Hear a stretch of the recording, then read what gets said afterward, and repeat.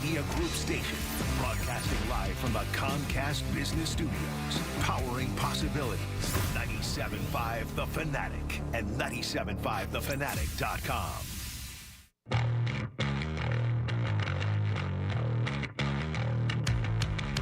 And a good Wednesday morning, Philadelphia. I'm Andrew Salchunas, and it's the Midday Show here on 97.5 The Fanatic.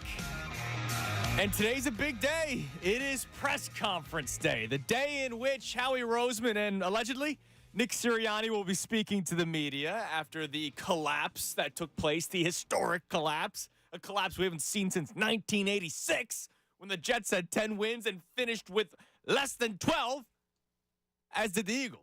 And then the Eagles got embarrassed by the Tampa Bay Buccaneers, and now we have to hear about how they're going to make everything better. They're going to fix everything, the plan that they're going to attack during the offseason, right? Who knows if we actually get all those kinds of answers, but the press conference is happening today. Still no word on what time. I did a little bit of digging. I heard around 2 o'clock, so it might not even happen during today's show, the midday show, but you might hear it during the best show ever. Could happen maybe at the end of this show, at the beginning of the best show ever. Hell, it could get pushed till 4 o'clock because the Eagles are pretty good at doing that as well. But we will get a time, and the second I get a time, I promise I will let you know so that you can plan your day around a press conference. Pretty big one. I'm going to go into the assumption that Nick Sirianni is a part of it. I don't think the amount of reports that came out that Nick Sirianni will be speaking today all of a sudden will change, right? Because I know a lot of people are wondering, why is there no official time? Why has there not been an official statement by the Philadelphia Eagles? I think Jeff McClain said it best not too long ago in his tweet where he said they don't need to announce anything with Nick Sirianni because Nick Sirianni is still under contract. So they don't technically need to announce Nick Sirianni's back, right? He's still under contract. So they can just go into the press conference as is, and they could pretend like everything was sunshines and rainbows and everything was great and we were never thinking about moving on from Nick Sirianni, right? Like that, I imagine Howie Roseman has some sort of opening statement like that where he talks about how Nick Sirianni is our head coach. There was never plans about moving on from Nick Sirianni as our head coach. And then it's up to him and I to put together the best coordinators for the team moving forward, right? Like I imagine that's what the opening statement will be from Howie Roseman, and then Nick Sirianni will do his typical, it's on me, it starts with me, I'm the head coach, blah, blah, blah, blah, right? So the press conference happens today. And what I am looking for is accountability, self-blame, not just from Nick Sirianni, because those are empty words at this point, and change.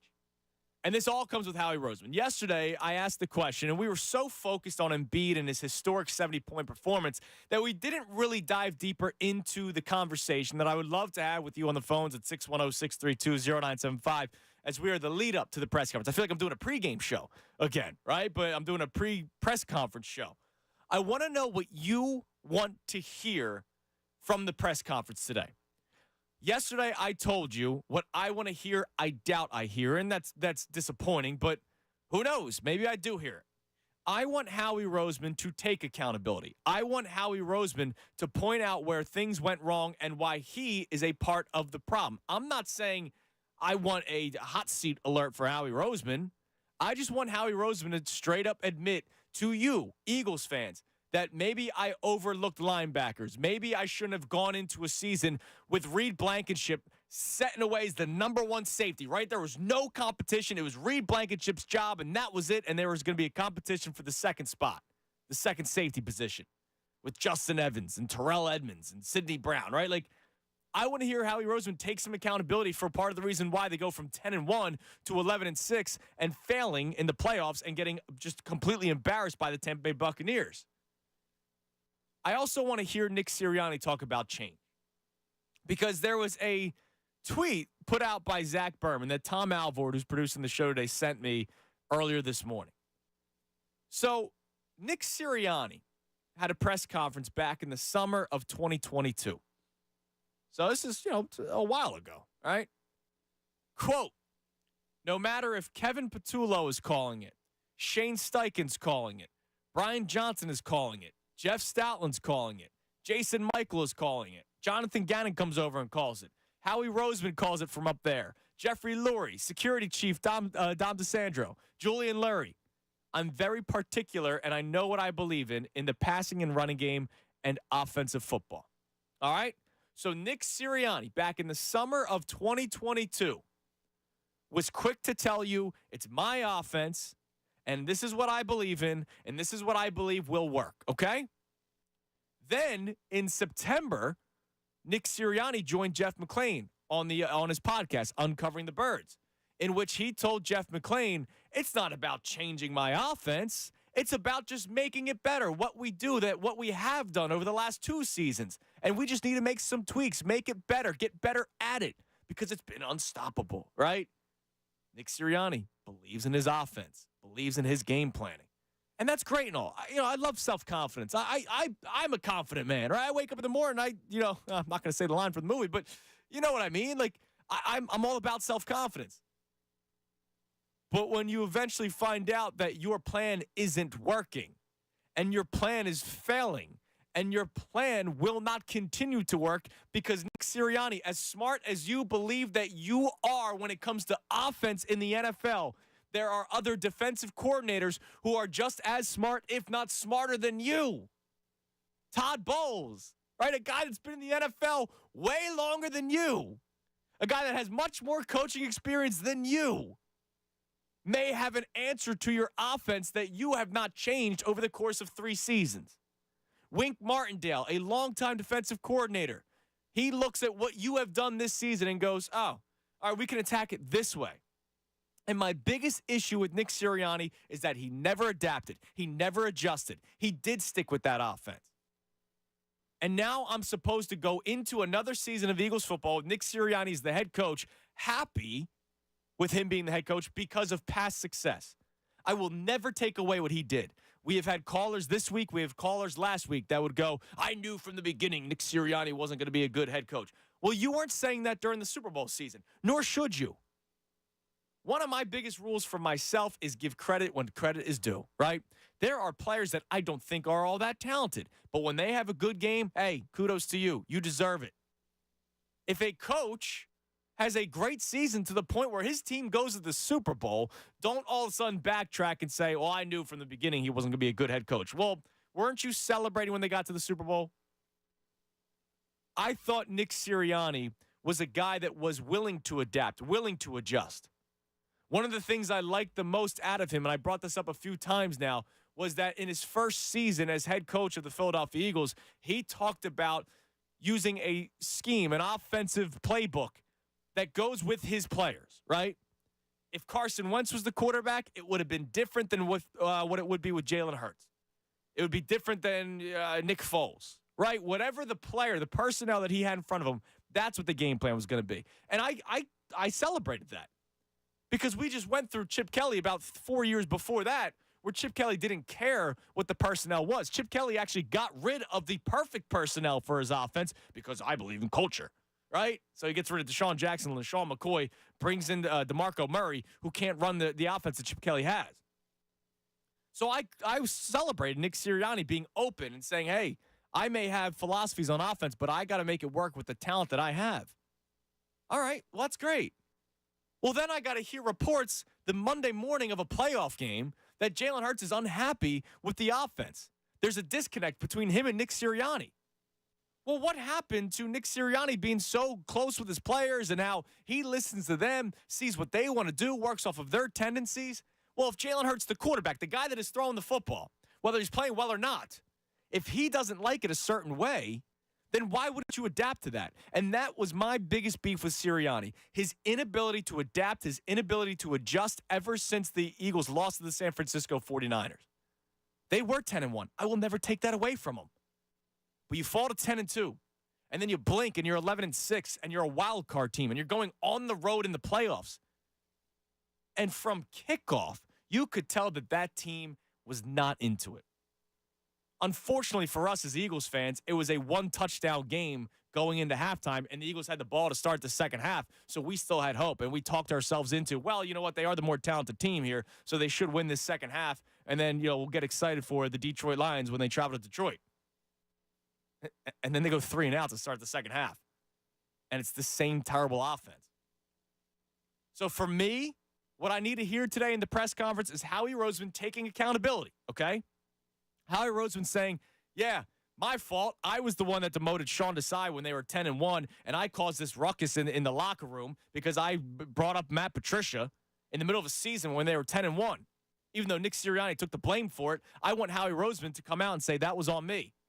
Just like how Nick Sirianni took the blame for the Seattle Seahawks game when Jalen Hurts and A.J. Brown improvised, and then a couple weeks later, A.J. Brown finally stood up and said, yeah, no, that was us. That was not on Nick. Which leads me to another thing. Why didn't Jalen Hurts ever stick up for Nick Sirianni in that situation? Why? Why did Nick Sirianni have to fall on the sword there, and then it took 3 weeks for A.J. Brown to say something? And not Jalen Hurts? Why did Jalen Hurts not deny the report that came out Monday morning before the Tampa Bay Buccaneers game? Why did Jalen Hurts, when asked multiple times to basically, say, yeah, Nick Sirianni is my guy, he never did? Why?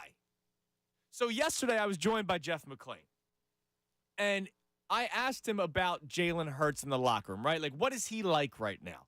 And there are veteran players. He says to me yesterday that there were veteran players, and you could probably think of who the veteran players are that may be on their way out, that hope the locker room culture is still intact after they leave. He says there are veteran players that wish Jalen Hurts would kind of adapt a little bit, change his leadership, not change who he is, but when times are tough and people are looking up to him for answers, maybe be ready to answer those questions instead of being so stoic and so passive and so dismissive. But then I followed up and I asked about Jalen Hurts and Nick Sirianni specifically. And take a listen to what Jeff McClain had to say about their relationship. In terms of his relationship with Nick Sirianni, I mean, it was bizarre the way he handled. He was given like 2 or 3 opportunities to kind of endorse Nick after that game. You want him back. And he said he didn't know that was even a topic of conversation, which I find very hard to believe. So some of that's just Jalen, and that's his personality. Again, goes back to his personality and how it's like, okay, he's not very direct about his feelings. But that ESPN report about him not being happy with the direction of the offense, and from what I understand, reporting on Jalen as well, is that that is all true, and definitely the Sirianni-Hurts relationship will need, nurturing this offseason. It needs nurturing this offseason. The relationship between Nick Sirianni and Jalen Hurts. Nurturing between the franchise quarterback who you just paid $255 million and the head coach that probably should have been fired but was kept. Give it another opportunity. They'll find out who the OC is, who the DC is. Well, I need Nick Sirianni to answer questions about the relationship with the franchise quarterback. I just went through a demise of a head coach and a franchise quarterback just 3 years ago. I don't want to do this again. You better have answers, Nick Sirianni. And you better tell us how you are going to change. You yourself. And one of those changes I need you to take a freaking step back from the offense because your game planning has been a mess since you lost to the San Francisco 49ers. You went downhill. You never had an answer after that. You never adjusted. You never adapted. It was the same crap week in and week out. And you guys got exposed, and you kept losing. So I need to hear Nick Sirianni talk about how he himself is going to change. Not just the empty promises of it starts with me, I'm going to do better, blah, blah, blah. No, what are you going to do to change? We'd love to hear from you what you think, or what you want to hear during the press conference today at 610-632-0975. I know we had some stuff going on earlier today on the station. Phone lines are open. We're good to go. So call 610-632-0975. We are able to communicate. It's the 10 o'clock hour. 10 o'clock hour brought to us by Window Nation. Take advantage of Window Nation's 50% off sale on all style windows, plus make no down payment with no payments and no interest for 12 full months. Call 866-90Nation or visit windownation.com. Andrew Salchunas is the Midday Show on a press conference day. 97.5 The Fanatic. Fanatic Sports Update. Howie and Nick to speak. I'm Tom Alvord, and this update is brought to you by Jackson Hewitt Tax Services, home of the Money Today guarantee. Get a tax refund advance loan at Jackson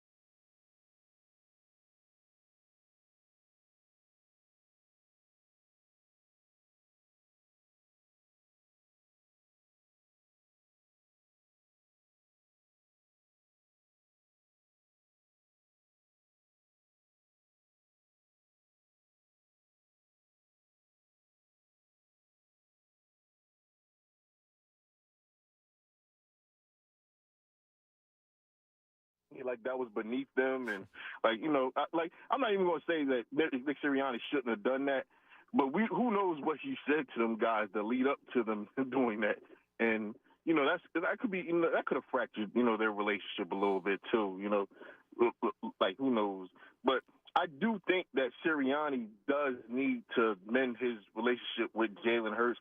Because I think that, a coach is more replaceable than a franchise QB nowadays. Yes, absolutely.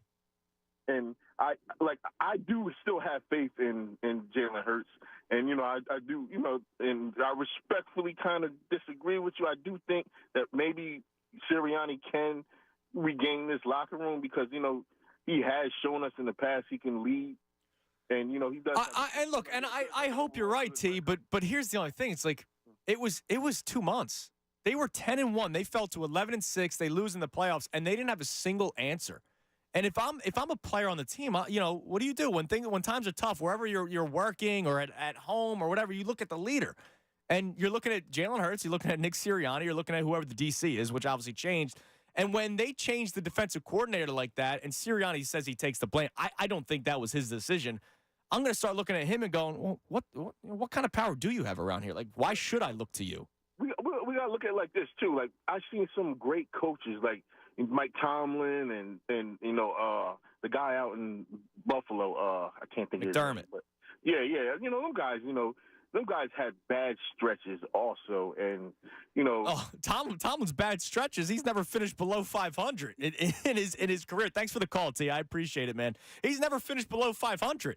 As a head coach, so I can't really compare Tomlin and Sirianni all that much. There's not many people you can compare Tomlin to, honestly.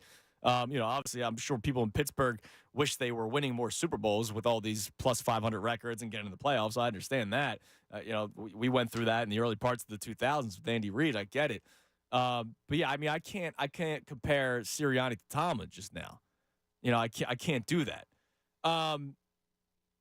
Look. The Hurts thing, I too believe that he can get back to being the franchise quarterback that we feel comfortable with. He actually had a good season statistically, but the eye test may tell you differently.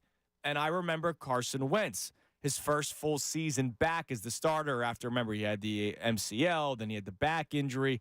But the following season, his numbers actually ended up being pretty good, but eye test, you could just tell that something was off.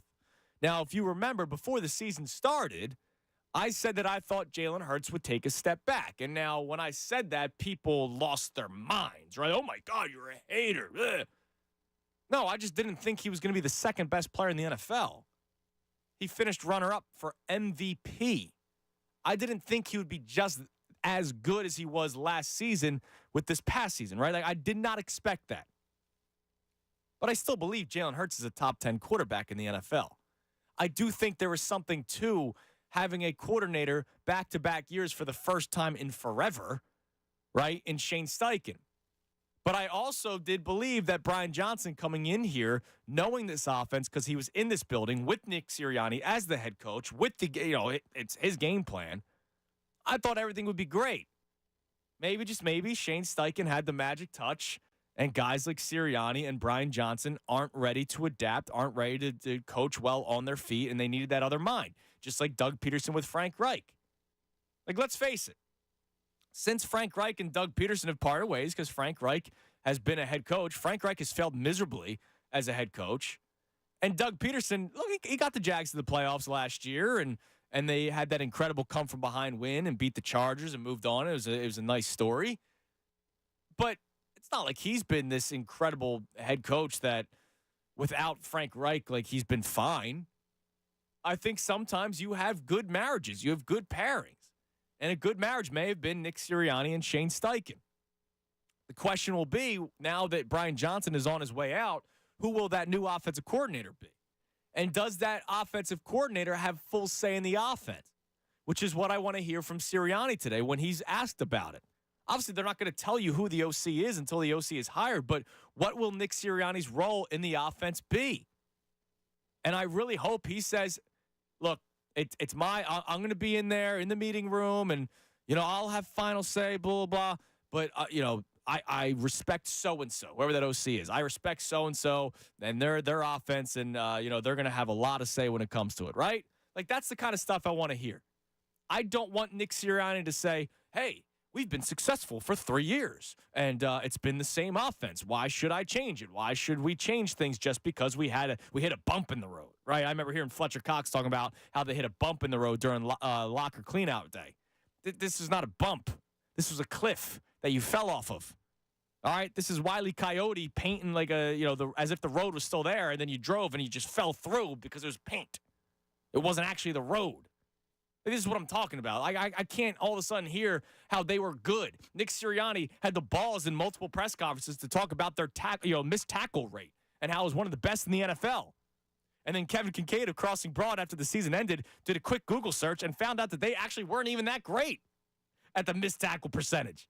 They were in the bottom half of the league since week 10. But Sirianni will tell you differently. I can't hear excuses. I can't hear it starts with me. I can't hear empty promises. I need to hear actually what the plan is today during the press conference, which officially is at 2:30, by the way. We got official word. The press conference today with Howie Roseman and Nick Sirianni will take place at 2:30, so you'll be able to hear that live during the best show ever. Let me just read the official statement. Yep. By the way, the official statement from the PR department, Brett Strosacker, Nick Sirianni, and Howie Roseman will be available in the NovaCare Complex Auditorium at approximately 2:30 today. So both Sirianni and Howie Roseman, there was some speculation out there. Oh, my God, how come they still haven't announced Nick Sirianni is going to be a part of the press conference? Well, there were reports. But official word, 2:30 today, both Nick Sirianni and Howie Roseman. 610-632-0975. Let's go to Rel in New Jersey. Rel, you're on 97.5 The Fanatic. Tune in. What up, Rel? What's going on, man? You know I love you, right? That's what I got to leave with. You know I love you. Yeah, I love you, but what? But, man, you dead wrong about this defense, man. I gotta call you out on it. How could we possibly? Well, here, let me just lay out a scenario here for you, choose. If it's 3rd and 4th, and I have a corner playing 7 yards off the ball, and the play goes underneath him, how can I call Look, the guy? I agree with you. I hate it. I've hated it since Jim Schwartz, and that's when they were still a successful defense. I hate it with Jonathan Gannon, and they had a historic defense last year with 70 sacks. But, Rel, come on, man. James Bradbury, I don't think he looked cooked because he was playing 7 yards off the line of scrimmage. I think he just looked cooked. I agree with Bradbury. I agree that. Yeah, but then look, Jordan Davis hit a wall. Jalen Carter hit a rookie wall, which you kind of expected, especially when they were playing as many snaps as they did. But the linebacker position, I like Zach Cunningham as a guy to have on the team, but he can't be one of your leading defensive players. Okay, but when we're running the defense that we're running with 2 linebackers on the field, those linebackers hold a lot of responsibility. So I can't say that the guys are bad linebackers because the scheme calls for them to do 3 jobs. You can't say that Nicholas Moreau is a bad linebacker, Rel. You can't look in the mirror and say Nicholas Moreau is a bad linebacker. I can say that he's an NFL player. People are saying that he's not even an NFL player. Nicholas Moreau is an NFL linebacker. Maybe not for this system particularly. He's a good linebacker. But I do want to point to what you mentioned about Reed Blankenship. Yes, was he an undrafted free agent? Yes, he was. Mm-hmm. What did he go into last year maybe being the 3rd option? Yeah, maybe. Reed Blankenship was a top 5 safety in the NFC last year. And that was with a benign defense. Well, when? How's he a top 5 safety? I mean, he wasn't even – I know he went on the field when Chauncey Gardner-Johnson missed a couple weeks. Because you got to look at the plays he made. He's the only guy in that secondary that can bust how bad the secondary calls. Look, I think he is a good third piece. You know how some teams do the 3 safety look? I think Reed Blankenship could be that guy that goes up in the box at times. I don't see – I can't go into a season, Rel, with Reed Blankenship as my number 1 safety. And if they do that again this year, I'm going to be extremely disappointed. And I understand if you feel as though he shouldn't be the number 1 guy. I feel differently. I think that he's a top-tier safety and one of the best safeties we've had in the city. I grew up with Brian Dawkins, and you're giving me Reed Blankenship? So then get with Chalk Dog, baby. Get with Chalk Dog, man. Come on, Jonas. Oh, man, you're killing me. I love you, Rel. I appreciate the call, dude. Come on, man.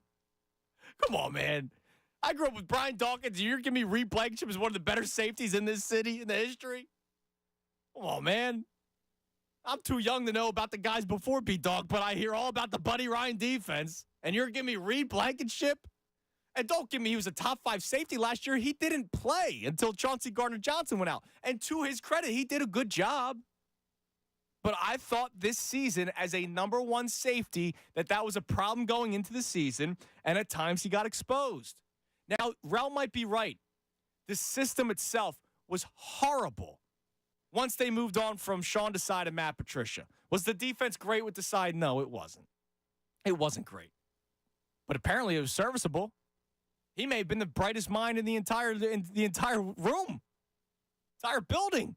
The fact that he actually had this defense playing at a decent stretch, I guess. It wasn't great. And then Matt Patricia comes in, and we're dropping our best pass rusher in the coverage, and it's on Reddick. Like, that's a mess. So I think it is part scheme, but come on. We can't sit here and say that defense was actually talented. When on paper going into the season, we talked about those players not being as talented as the previous year. You lost Javon Hargrave, TJ Edwards, Kazir White, Reed Blankenship, and Marcus Epps. 5 quality players. Chauncey Gardner-Johnson probably above quality. Javon Hargrave obviously above quality. TJ Edwards actually a very talented linebacker, just not really household name outside of Philadelphia and probably Chicago this year now. I mean, the replacements that you ended up throwing out there didn't work. Reed Blankenship was a step down from Chauncey Gardner-Johnson. Whoever ended up being the second safety, even to the point when it was Kevin Byard, was a step down from Marcus Epps. Nakobe Dean was a step down from TJ Edwards. I give Zach Cunningham a leg up over Kazir White. But I don't know if I can give Nicholas Moreau a leg up over Kazir White as an outside linebacker. And Hargrave last year better than Jalen Carter this year. That's not me saying Carter won't become a beast. He will become a beast. But at the time, Javon Hargrave, look, he was a stud. There's a reason why he got paid as much money as he did.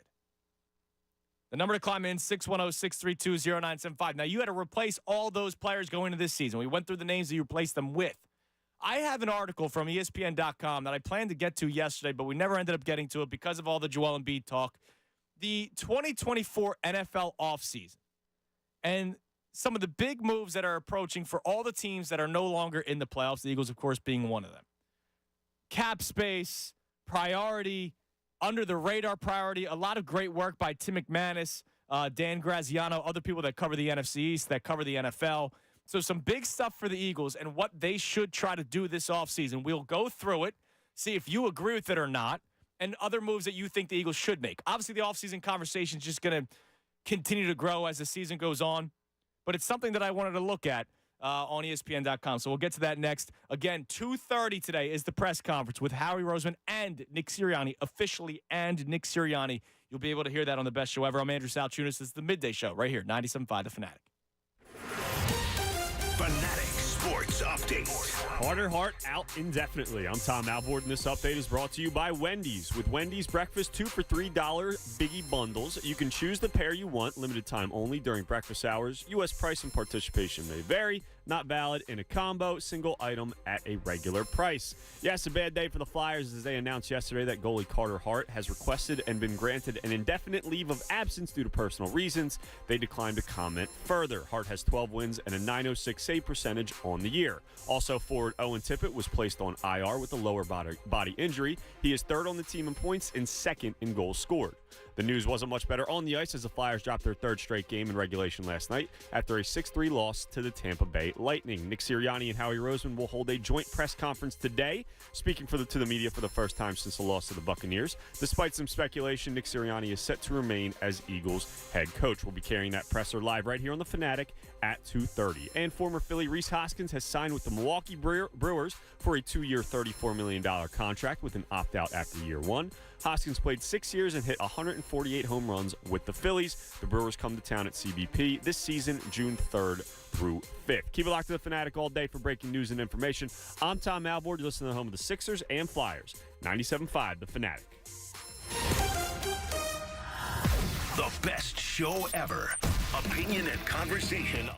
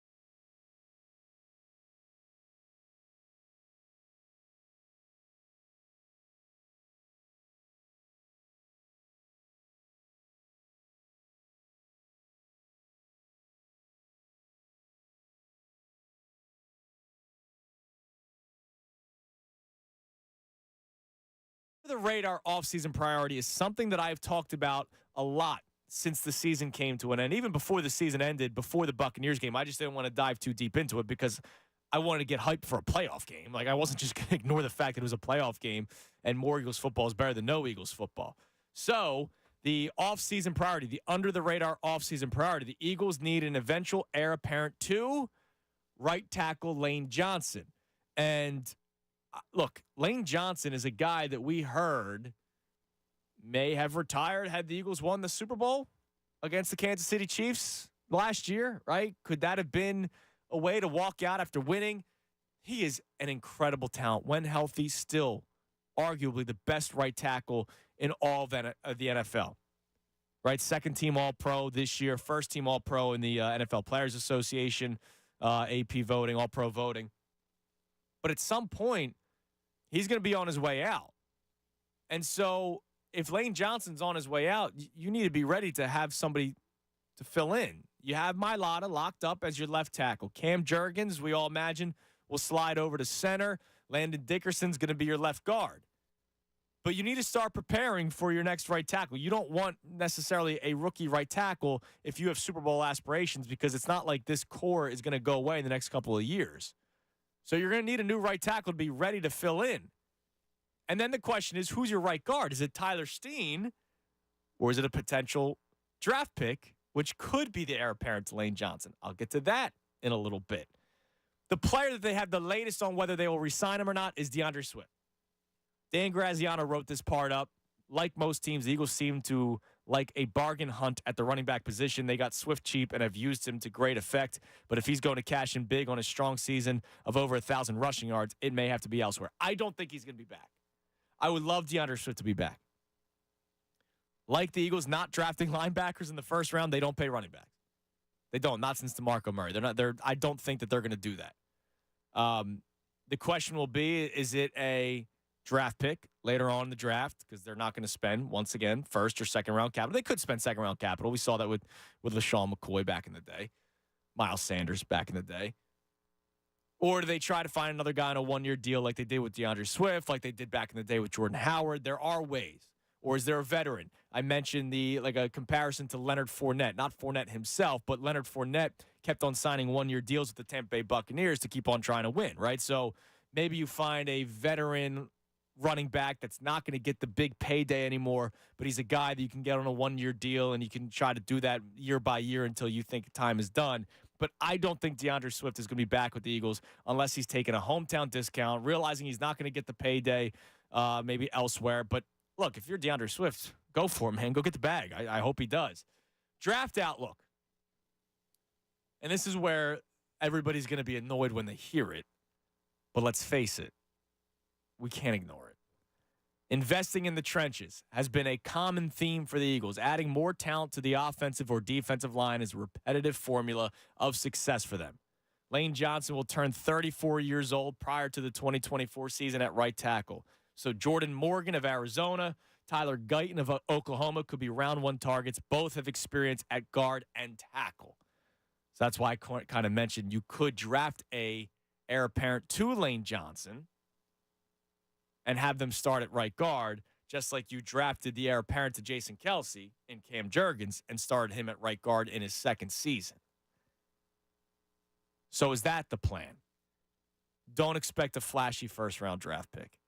Like a flashy I would love for them to draft a safety. I wanted them to draft Kyle Hamilton in the first round. They didn't do that, right? Don't expect a fancy safety, splashy wide receiver, a Bijan Robinson, Jahmyr Gibbs type at running back. No, they're going to probably draft somebody that's going to play on the offensive line because that's what they believe in the most. That is one of Nick Sirianni loves to talk about core values. That's a core value of the Philadelphia Eagles, building from within, building from the trenches of the offensive and defensive line. They've spent high draft capital with the defensive line the last couple of years with Jalen Carter last year, Jordan Davis the year prior, Nolan Smith last year late in the first round. Whether you want to categorize him as a linebacker or an edge rusher, they spent high draft capital there. They're going to have to start doing that on the offensive side, and that's probably what they're going to do. Lastly, big prediction for the offseason. Now, this might excite you. The Eagles will finally spend some money at the linebacker position by offering a big contract to Panthers free agent Frankie Louvu, who's a tremendous player. Look, the Carolina Panthers are a disaster of an organization. They have been. He had another good season. This was his 6th year in the NFL, so maybe they spend some decent money. The write-up for him, he can play off the ball or off the edge, giving flexibility to whoever is calling the defensive plays in Philadelphia next season. So Hassan Reddick, somebody that you don't necessarily want to drop back in coverage. Maybe Frankie Louvu is that guy where you can have him drop back in coverage and rush the passer. Nolan Smith did not look like a guy that could drop back in coverage. Maybe Frankie Louvu is that answer. All right, so that's kind of the write-up that they did. Would love to hear your thoughts on it, 610-632-0975. I think it's pretty spot on what the Eagles will do and what they should do, because I said it to Ray a couple days ago. Not everything has to be rocket science. To me, it's a pretty easy offseason in terms of personnel, right? Nurturing the relationship between Nick Sirianni and Jalen Hurts, that's above my pay grade, right? Getting the players to buy back into Nick Sirianni is way above my pay grade. I think it's a mistake to bring him back. That kind of stuff, that's left to be determined. But in terms of the personnel outlook for this year, I don't think it's all that hard. You do still have a very good offense when called correctly and game planned correctly. You're going to draft a player to eventually overtake Lane Johnson, and it could be at the right guard position. And we've seen this in football all the time. They draft the heir apparent to a tackle. They play him at guard. They love how they look at guard. They end up staying at guard. You draft another tackle down the road, right? Like that could be something that actually happens with the Eagles. And they'll probably use a first-round pick on it. After that, in the draft, you're going to want to draft a tight end that's ready to go because it's Dallas Goedert, and then who else with this roster? You have to draft a linebacker and a safety and a corner. You need to get young corner depth in here and hope that you can find something because they're not going to draft one in the first round, but they do have 2 second-round picks. Can they move up again to draft somebody? Or do they use those 2 picks for a youth movement? I don't think it's all that hard. Spend money where you can spend money where you need it. Move on from James Bradbury. Find somebody to go up next on the other side of Darius Slay. You still have Avonte Maddox. You have to find an answer at safety. I know there's a lot. It's a long list, but it's not like it's this, man, what do they need to do to fix the defense? Like, it's pretty out there. Let's go to the phones. Let's go to Michael and Yardley. Michael, you're on the Fanatic. Yep. What's up, Mike? Oh, Andrew, what's up, man? How you doing, brother? I'm good. How are you? I'm doing great. So listen. This is what I want to hear in the press conference. I want to hear Coach Sirianni say he's relinquishing all offensive power duties, game planning. I need him to let that go. And it's completely obvious that he is not the football mind that helped us get to the Super Bowl last year. Remember when he was in charge of play calling when he first came on the scene? Yeah, it didn't go well. Didn't go well. Everyone was yelling, run the ball, run the ball. He relinquished power to Shane Steichen. And believe it or not, we got to the playoffs that year because we went on a little bit of a run. Yeah. Right? So then we have a full year as Shane Steichen at OC. And what happens? Offense looks great. There's continuity. There's new plays every week. We have a few trick plays here and there. Offense is clicking. He leaves, and all of a sudden the offense looks very similar to what it looked like when Coach Sirianni was calling plays. And from the reports we hear, everyone in the building thinks Brian Johnson shouldn't have been the one that was fired, right? So that's what I want to see tonight. Just like you, I don't think that they should have brought Sirianni back. What if it doesn't work out next year? You fire him? Well, right, and that's my biggest thing. Like, I've been comparing it to Brandon Staley and the Chargers, right? Brandon Staley should have been fired after the 2022-23 season. They decided to move on from the coordinators instead. They kept Brandon Staley. Brandon Staley, it's a mess. He gets fired before the season's over. You wasted a year of Justin Herbert, even though that's still up in the air. Is Justin Herbert this incredible quarterback or not? That's still up in the air. But you wasted a year of him, right? And now you're starting all over again. Now you're going to have to find another new head coach who's then going to have to hire his coordinators. And now you just wasted a season. And that would be, think about Hurts and his whole tenure from Alabama.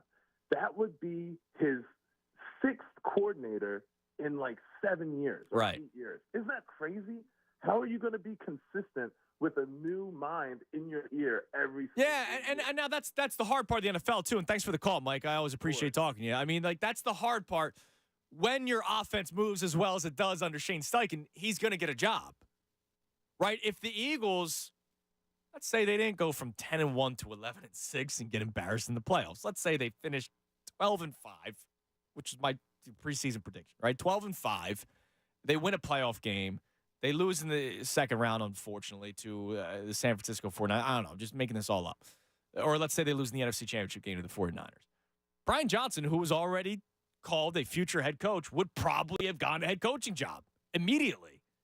And so now that's another new core. I mean, that's what happens when you're a good football team, which is why I do like the idea. I'm not on board with Frank Reich, but I understand what a lot of people are saying when it comes to Frank Reich.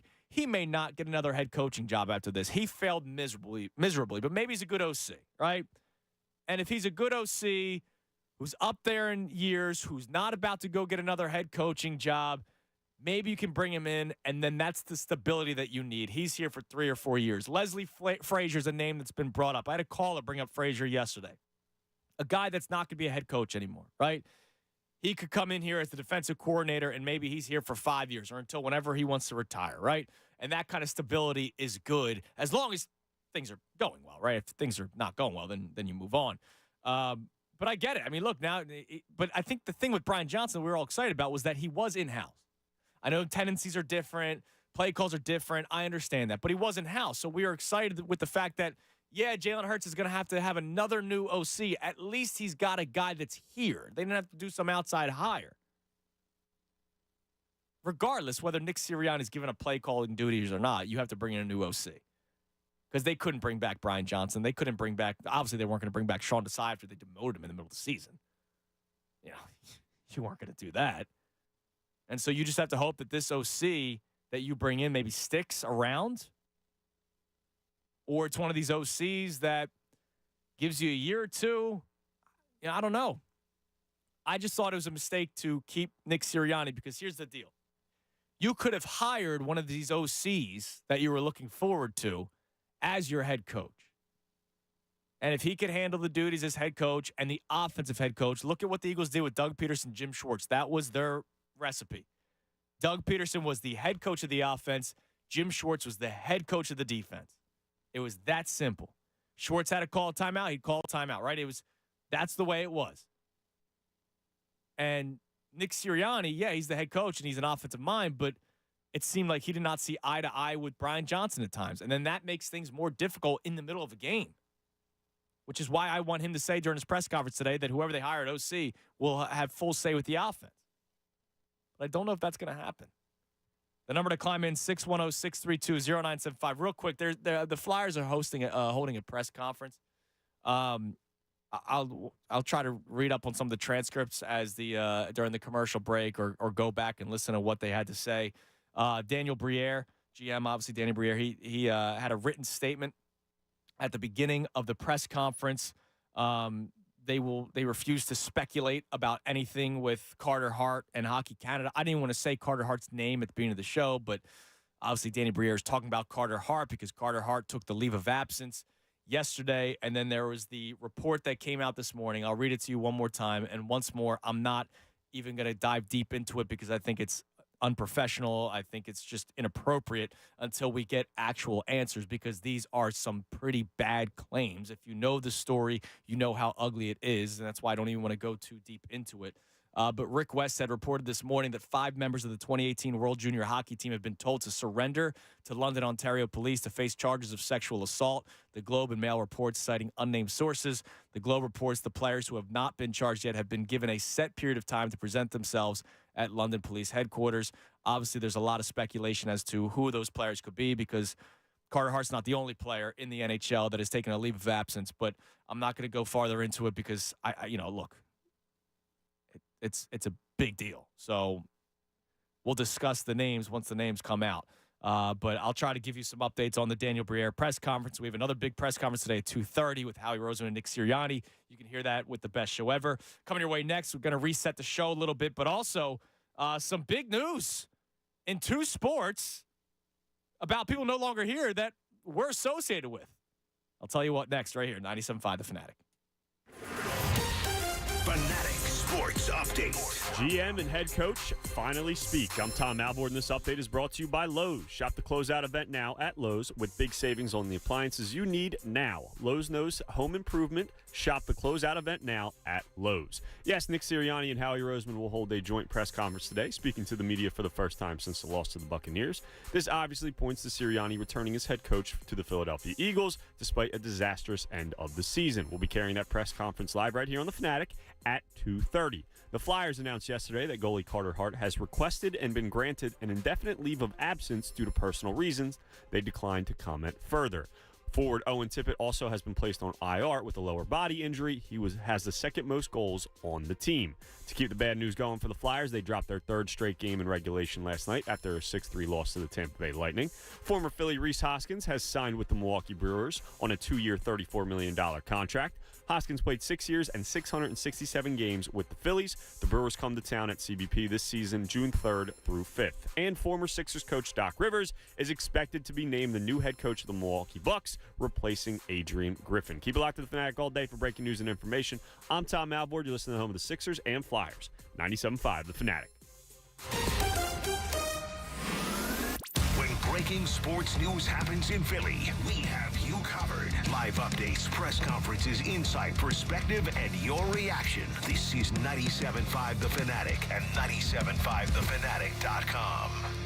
This week's Pro to Watch is brought to you by Bradford White. Bradford White water heaters. They're built to be the best. And I got to tell you right now, Howie Roseman has his hands on the wheel of the most influential sports franchise in the city. But last year, he drove the car to Arizona, and the biggest game of all. This year, well, his roster decisions helped lead to one of the worst collapses in history, and they drove the car in a ditch. Now one of the most pivotal off seasons in Eagles history awaits. What decisions is Howie going to make to fix this? Will he once again be able to put out a fire that he actually helped set? Right now might be the best time ever to upgrade your old, inefficient water heater to a state-of-the-art Bradford White Aerotherm heat pump water heater. It's eco-friendly, Energy Star certified for high efficiency, and will help lower your energy bills. Rebates and tax credits are now available that could save you thousands of dollars. How you heat your water matters. So ask your plumbing professional about the Bradford White Aerotherm heat pump water heater, or visit bradfordwhite.com to learn more. You know, winter is here, and if you've had enough of the cold drafts blowing through your living room and you don't want to be under layers of blankets and huddling on your couch, it's time. It's time to talk to the pros at Window Nation. Replace the old windows. Get quality, energy-efficient windows from Window Nation, and it's never been easier, and it's never been more affordable than you think. Right now, through the end of the month, you can replace the windows in your home, and you're going to pay no interest for 5 full years. That's a fantastic deal. And on top of that deal, Window Nation is also giving you 50% off all window styles. So if you have 20 windows, you end up paying for 10, and you've got no interest for 5 full years. Now, they're going to make sure that it fits right. They've got a great installation team, and you won't have to worry about leaky, dirty windows anymore. Your home value goes up. You're not paying interest for 5 years, and you get 50% off every style of window. Do your window shopping online at windownation.com.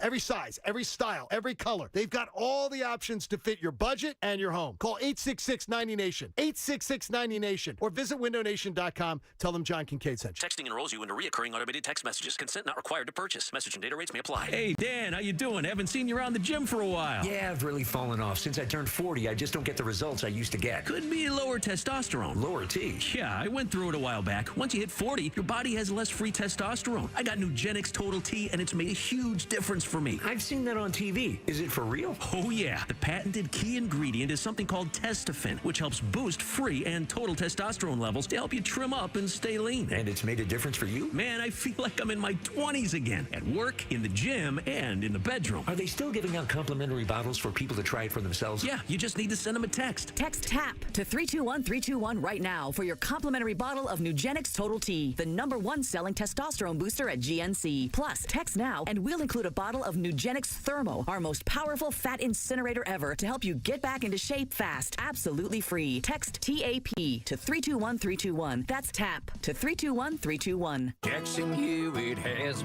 plan to get your tax refund fast with a buck here, buck There, here a buck, there a buck, everywhere a buck. You don't have to wait weeks for your tax refund. Get money sooner with a no-fee refund advance loan at Jackson Hewitt. On this loan, there's a money today guarantee. E-I-E-I-DO. Don't settle for chicken feed. Get fast bucks at Jackson Hewitt today. No-fee refund advance loans by Republic Bank offered to eligible clients. Money today guarantee if approved for a loan on a prepaid card. Details at jacksonhewitt.com. My daughter is normal.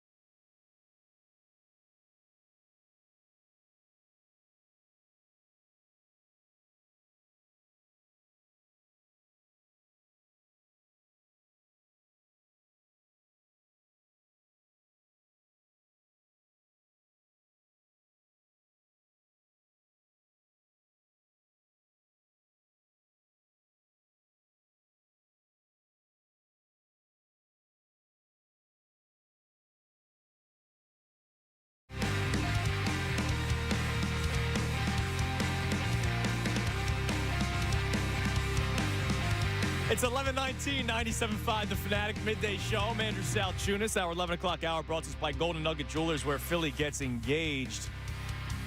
We got the press conference coming your way at 2:30.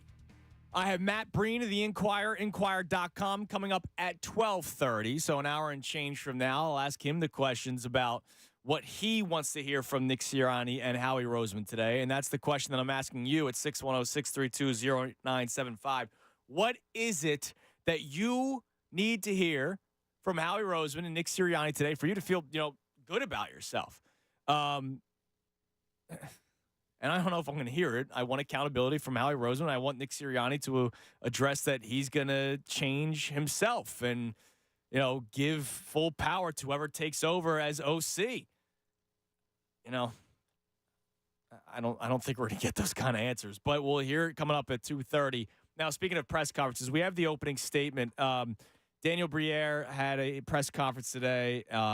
It's the mid-season press conference. It's just also coming at, an interesting time because there's the report that 5 players have to report to London, Ontario to go to the police department. The 5 players that are being investigated or have been investigated for the sexual assault scandal that took place in 2018 during the World Juniors. And, obviously There's a lot of speculation because a member of the Flyers took a leave of absence, and he's not the only player that has since taken a leave of absence. There's another one today, somebody that's no longer in the NHL but playing overseas. They just took a leave of absence. There was another player in the NHL that took a leave of absence earlier this week. So I understand why we are speculating.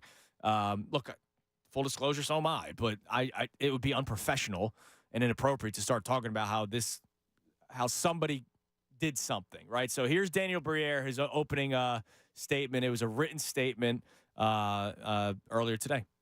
So we are aware of this morning's press reports on a very serious matter. We will respond appropriately when the outcomes of the investigations are made public. The NHL has been very clear that teams should refer all investigation-related questions to them. In the meantime, members of the organization, including Flyers players, will not be commenting any further. So that's all we can say at the moment, unfortunately. So that's it. That's from Danny Briere, and we're just kind of gonna wait to see what happens. But obviously, it's awful, the situation, absolutely terrible. All right, so I mentioned going into the break, there's two bits of news that we need to get to. One, we'll start with Major League Baseball. It came out this morning. Rhys Hoskins is signing with the Milwaukee Brewers. So Rhys Hoskins no longer a member of your Philadelphia Phillies. Obviously, he was a free agent. Just an absolute shame what happened, that he gets hurt during spring training. I was watching the game in our producer studio. I was working with Anthony, and I'm watching the game, and there's this pop-up, and all of a sudden, Rhys Hoskins comes up limping. I remember going on the air right away and just being like, damn, Hoskins, non-contact something. Hopefully it's just a tweak. And then we kind of awaited word, and then we eventually got word that his season was over. There was the hopes that he would play in the playoffs, even though what was he going to do for you? He couldn't DH for you because if he got on base, he wasn't running well enough to remain as your DH throughout the game. And so you weren't going to move Schwarber out of that spot. So that dream of him coming back and having the Kirk Gibson moment never happened for the Phillies with Rhys Hoskins.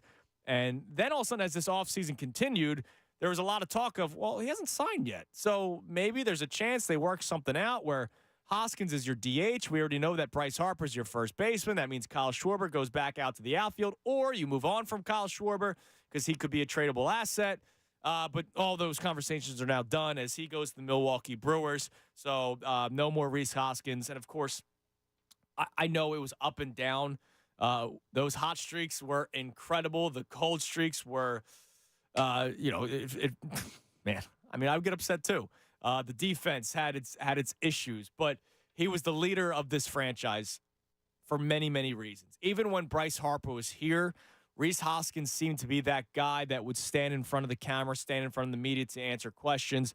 I remember when everything was going on with Odubel Herrera, with him coming back, Rhys Hoskins was the guy that took a lot of the media questions, and that's something that you absolutely have to respect.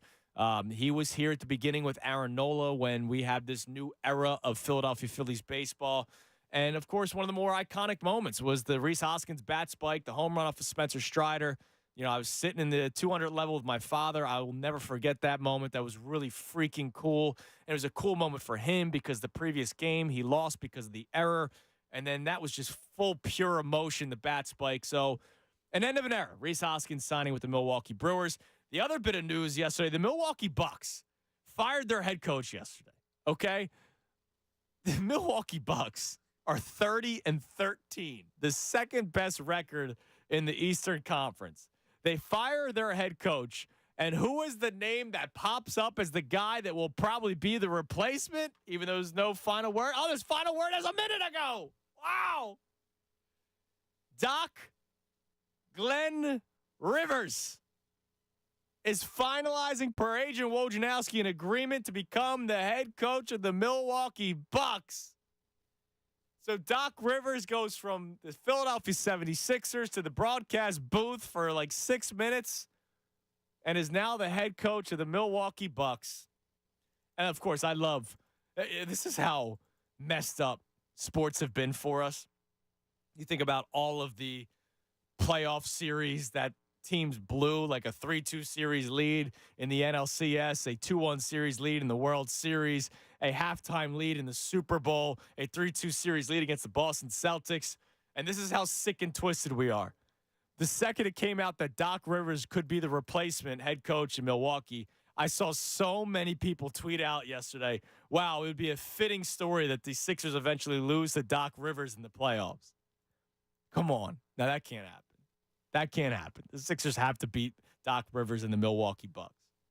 But there you have it. Doc Rivers, the new head coach of the Milwaukee Bucks. So some of the big news in the world of sports, but obviously the biggest news right now that we're talking about that we know of is the press conference coming your way at 2:30 with Howie Roseman and Nick Sirianni. Now, I've not gone to him yet today. Tom Alvord, good morning. What's going on, man? What's going on, Andy? How are you? Great to see your face. It's good to see your face, too.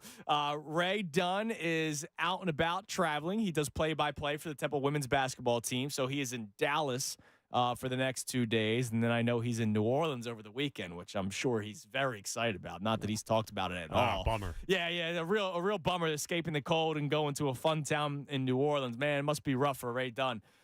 Tom, so thank you for filling in today. I appreciate it. I know I got Connor tomorrow, so thanks for coming in today. The press conference comes your way at 2:30 today. And my answers that I want to hear during these press conferences, Howie Roseman, I want accountability. I want him to be honest where he made mistakes in which led to a collapse from the Philadelphia Eagles. I don't believe I'm going to get it.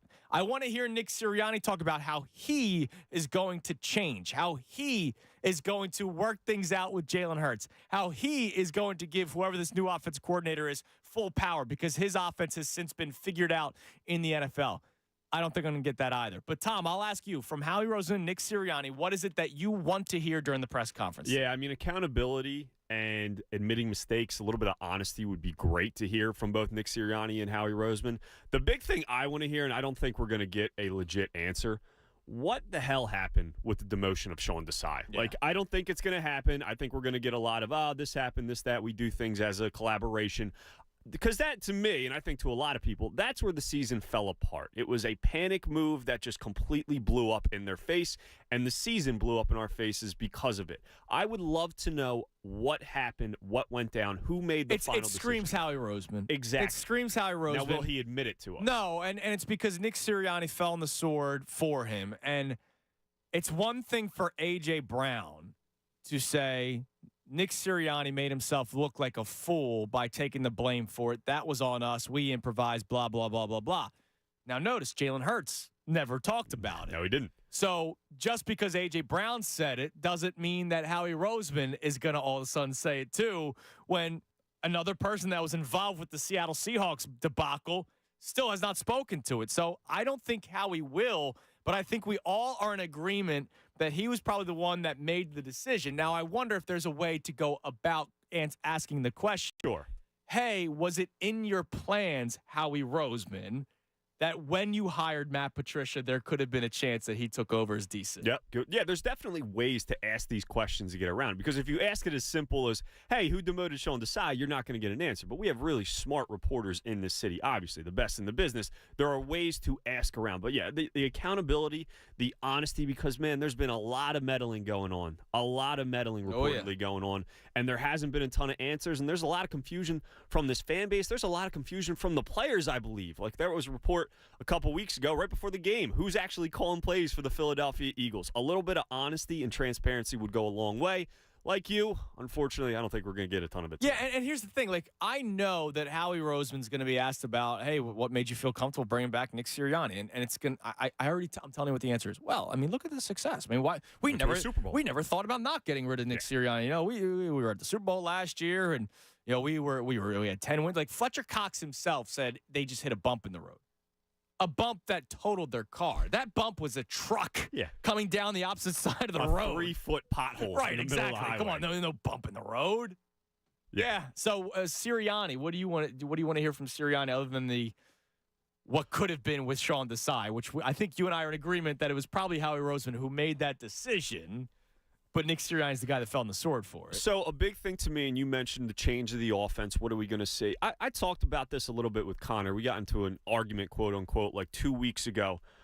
I want to know if he has any kind of like commitment to calling plays or getting back into the play call. Now, look, he wasn't good at it. I wanted him to do it. And I was with you because, Okay. like, a big thing with this, yeah, you can start grabbing OCs. Oh, we're only as smart as our offensive coordinator is offensively. The problem is if you are successful as a team, your offensive coordinators are going to get poached away, much like Shane Steichen. I read, what's the report? No team has the same coordinator that they did at the start of 2022 now, like not even 2 years later. Yeah. Good offensive coordinators get poached away. They get hired. What is Nick Sirianni supposed to do at this point? Like, what is his main thing that he brings to the Philadelphia Eagles? We thought it was being a leader and rallying around the troops. Well, and he was supposed to be an offensive genius. Exactly. That's what we heard about. So how is this offensive genius never going to even consider calling plays again? The offense needs to be fixed. But let me make this clear. Like, I think an offensive genius could be somebody that has great game planning. Sure. But maybe isn't the guy that calls the plays, right? Which is why I'll bring you back to a conversation I had when the Eagles promoted Brian Johnson to OC. I liked the promotion. It was the right move to make. He was already in the building. He knew how this offense operated. He knows Jalen Hurts. He knows Nick Sirianni. He knows the rest of the offense. But I don't know if Brian Johnson knew to call the correct play on 2nd and 4 in the third quarter when you're up 3, but your offense hasn't been doing great. Like, I don't know if Brian Johnson has that feel. That is a very skilled thing to do. Now, Nick Sirianni could be that offensive genius that knows the perfect game plan. He's just not the good play caller. For me, when it came to calling plays, it was just, I don't know who to blame. And so I kind of want Sirianni to just take control because he kept on saying, it starts with me, it starts with me. Brian's doing a great job. Well, I don't think Brian Johnson did a great job because when I was watching the games, I saw an offense that struggled to get first downs, not just touchdowns. And all season long. This wasn't a blip in the radar. Like, the defense, even though Desai got demoted, the defense showed you signs of life in the first 10 weeks of the season. They shut down the Miami Dolphins. Kansas City, and second half Buffalo where they made plays. Correct. Like, we saw flashes from the defense. You saw very few flashes from the offense consistently this season. So it's, to me, like, Sirianni, what are we willing to do? Are you willing to admit that there was a problem with the offense that needs changing? Are you willing to look within rather than just saying, oh, I need to be better, this, that, the other? What are you truly willing to do to change this offense? Because this is a top 5 talented offense in the NFL. Absolutely is. There is no reason for this team to be as bad as they were or as inconsistent as they were offensively. So it's just, what are you willing to do to change Sirianni, and how much of it is on your plate, and what are you willing to do? And this is why, and I'll get your thoughts on this because we haven't really talked about whether or not Nick Sirianni should come back. I don't think Sirianni should be the head coach of this football team anymore. It's nothing personal. I like the guy. I had no beef with his opening press conference. There were people that wanted to fire him after his introductory press conference. I didn't care, right? Like, you know, he was probably excited. It was Zoom. It was weird. Maybe he's not a great public speaker. I don't freaking care. Dan Campbell was talking about eating kneecaps, right?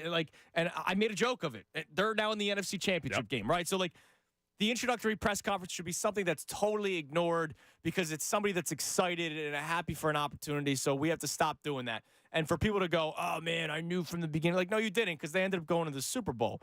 So it's nothing personal for me toward Nick Sirianni. For me, is I watched a season unravel from 10-1, the year that they were supposed to be the outlier, right? They were supposed to be the team that won back-to-back NFC East titles, which we haven't seen in 18, now 19 years. They were supposed to be the team that lost in the Super Bowl, that had success, got back to the NFC Championship game, and not maybe even the Super Bowl itself, which we haven't seen all that often. It doesn't happen often at all in the NFL. Like, they were supposed to be that team.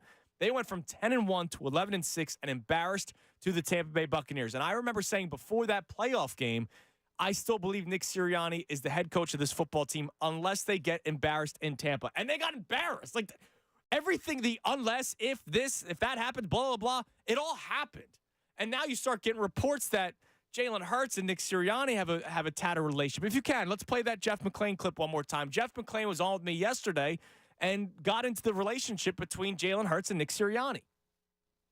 In terms of his relationship with Nick Sirianni, I mean, it was bizarre the way he handled. He was given like 2 or 3 opportunities to kind of endorse Nick after that game. You want him back, and he said he didn't know that was even a topic of conversation, which I find very hard to believe. So some of that's just Jalen, and that's his personality. Again, goes back to his personality and how it's like, okay, you know, he's not very direct about his feelings. But that ESPN report about him not being happy with the direction of the offense, and from what I understand, reporting on Jalen as well, is that that is all true, and definitely the Sirianni Hurts relationship will need, nurturing this offseason. When you hear that, Tom, that the head coach and the franchise quarterback that needs nurturing, and Nick Sirianni is supposed to be the player's coach. Nick Sirianni is supposed to be the leader of men, and I'm supposed to be told that he didn't lose the locker room, and the guys everybody's still on, in the same room, and Nick Sirianni, everybody's in lockstep on board. Like,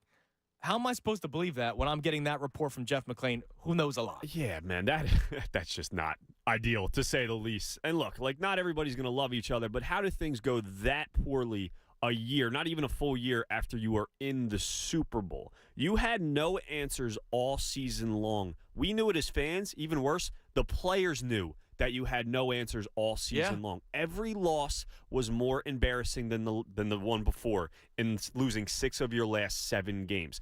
To me, it's obvious that offense was not clicking on all cylinders. You brought it up that they don't throw towards the middle of the field, and they had one play that they threw towards the middle of the field, and it was a huge gain to Devontae Smith in that game against the Tampa Bay Buccaneers, and it was obvious to everyone. So if I'm Jalen Hurts, and I had an MVP-type year with a different play caller or a different coordinator, and fast forward a couple months later, and we can't figure this thing out, and people are talking about, oh, he's regressed. He's not even a top 15. Not me and you, but like people out there. Right. He's hearing all the hate that he's getting, and now it's leaking out that he's not a good leader. Yeah, he's going to be mad because the play calling and the offense is not up to his standards. So hearing that, and that's the big thing when it comes to bringing back Sirianni. And to answer your original question, I would have fired Sirianni as well because it's obvious that he didn't have answers, and it's obvious that at least a chunk of that locker room, he lost a voice to a chunk of that locker room. Look, when you lose the franchise quarterback, come on, man. Oh, man, that's who's, by the way, is signed here for the next 4 or 5 seasons, right? And when you're starting to loot like Jason Kelsey, we all see is retiring. Brandon Graham, we'll see if they decide to bring him back. We'll see about Fletcher Cox. Like, it could be Jalen Hurts who's head honcho in that locker room all of a sudden. The big thing to me is, as I mentioned, you have a top 5 talented offense in this league. You have the next 2-3 seasons where Jalen Hurts' cap hit is not nearly as high as it could be, especially when you look around the rest of the league. You have to capitalize on these next 2 to 3 years when Jalen Hurts, his cap is where it is at. If Nick Sirianni is not the best guy to do that with all of the great candidates out there, Vrabel, Belichick, Harbaugh, man, like, you have to be absolutely sure that Sirianni is the guy. I don't believe so. It's obvious. You don't. I guess Howie feels differently. Yeah, and well, why is it that Howie Roseman feels differently? We'll hear that coming up at 2:30 during the press conference. I just really hope it's not. Well, I mean, he's a guy that we can pick around a little bit, and he's a guy that we can tell what to do, and he's going to fall in line and do puppet it. Action. Yeah, exactly, which was my biggest concern when they first hired him. If I was going to have any takeaway from the introductory press conference, in which I did, it's on record. Go back, listen to the tape.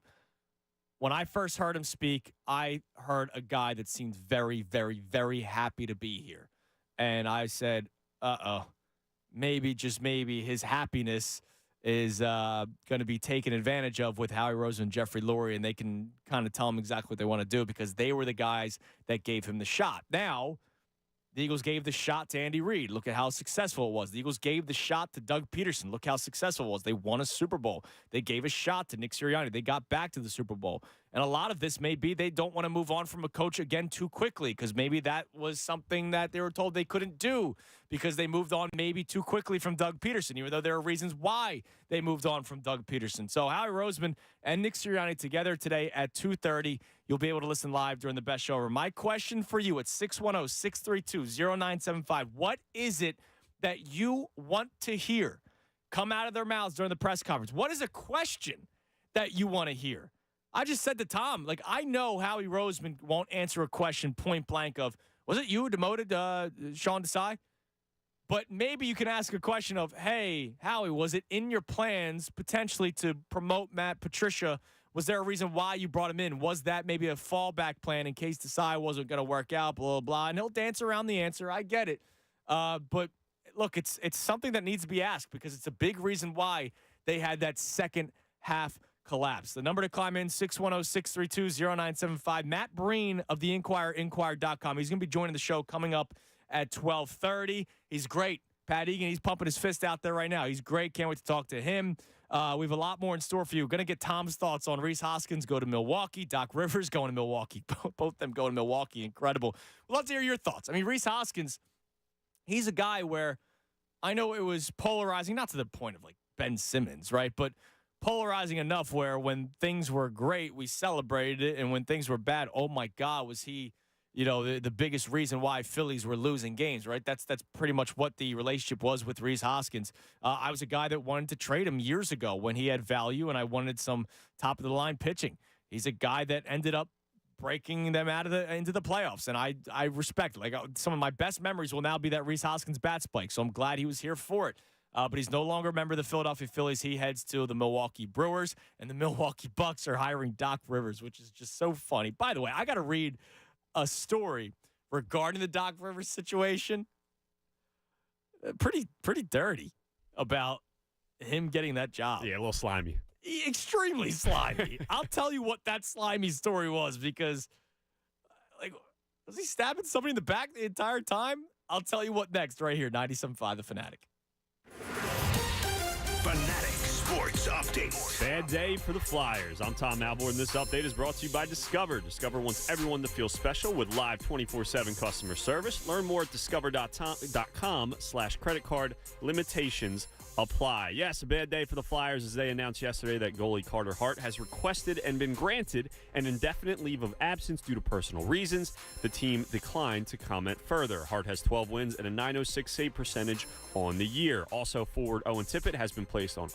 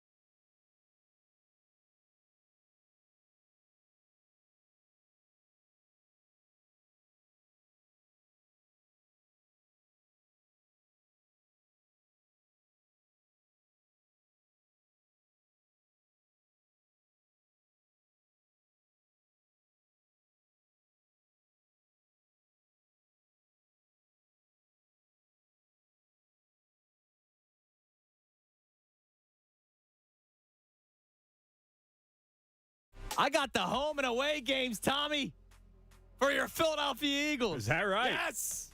We're going to do W's and L's, Tom. Just kidding. We don't have the schedule, so we can't do spot. We can't do trap games. Is it weird I don't care? I absolutely do not care whatsoever, but it's content. Content, Content's Tommy. king, buddy. So we'll get to those coming up in a second. Your thoughts before. So, by the way, here's what I got going on before. Let me just focus here because I got excited when I saw the opponents, man. Because the next year's the bounce back year, Tom. Is that right? Yeah. So we have the opponents home and away for the Eagles. I'm going to play some damning audio from Jeremy Fowler, who was on with the John Kincaid show yesterday to talk more about Nick Sirianni. And that press conference, by the way, coming your way at 2:30 with the best show ever. Matt Breen coming up at 12:30 here on the Midday Show. But let me just get your thoughts. Rhys Hoskins on his way out to the Milwaukee Brewers. I never thought he was going to come back. I know there were people that were getting excited as it continued to drag on. Maybe he would take like a one-year prove-it deal. I just don't know how it would have worked. Like, he's not playing first base. If you put him at DH, Schwarber's now in the outfield, and you don't want that.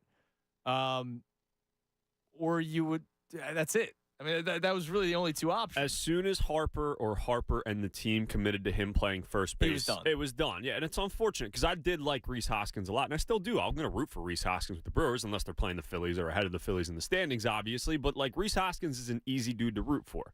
I don't want to bash. I think he was a little bit overrated by Phillies fans. He was very, very streaky. I don't know if that's true because people hated him when he was playing poorly and loved him when he's playing And well. I guess, like, the last thought and the last memory we had of him obviously was that run because he's out all of last season and he's trying to get back. So, I don't know. Just like he was, I think some people viewed him a little bit better than he was. He was very, very streaky. Like, he was great in the playoffs until he had an OBP of 150 in the World Series with one home run. Now and he was not good defensively, obviously. His biggest thing was the right-handed power bat that you were worried about, which is why, even though, look, I know his playoffs were disaster. Well, sorry, his NLCS was a disaster. Nick Castellanos was your team MVP last year because how much concern did we have going into it not having the right-handed power bat in the lineup? And that was because of Castellanos being so bad the year prior.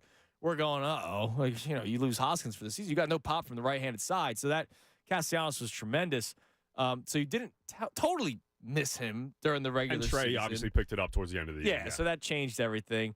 But yeah, I didn't think he was going to be coming back. But yeah, I mean, look, the memories of the playoff run is going to be tremendous. I've said this a million times. If Bryce Harper doesn't hit the magical home run, Rhys Hoskins wins NLCS MVP. Oh yeah, definitely. If they win that game, if they don't blow the lead, because Sir Anthony Dominguez threw the wild pitch in the rain and the Padres took the lead, and then Harper had to hit the home run to send them to the World Series. If they just held on to that lead and won, Rhys Hoskins is your MVP of the NLCS. Yep, he was because he was tremendous in that series.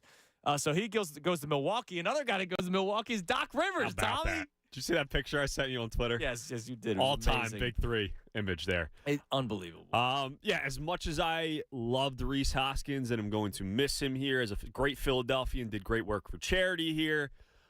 Doc, not so much. Like, look, I can't believe the Bucks are doing that. I'll be completely honest. They were winning games. They're second in the East right now? 30-13. And I know there's a little bit of turmoil in that locker room. I don't, we're not in there. Who knows what's actually going on? But to me, when you need to get over the hump, when you need to capitalize on Damian Lillard and the amount of good years he has left, you turn to a guy who is viewed as, I'm not saying this is what he is viewed as an all-time choker.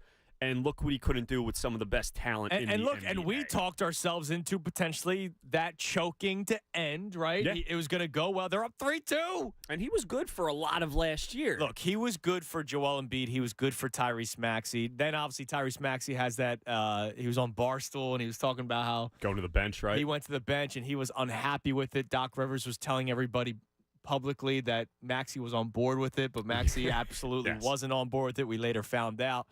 But I think he was still good for Maxey.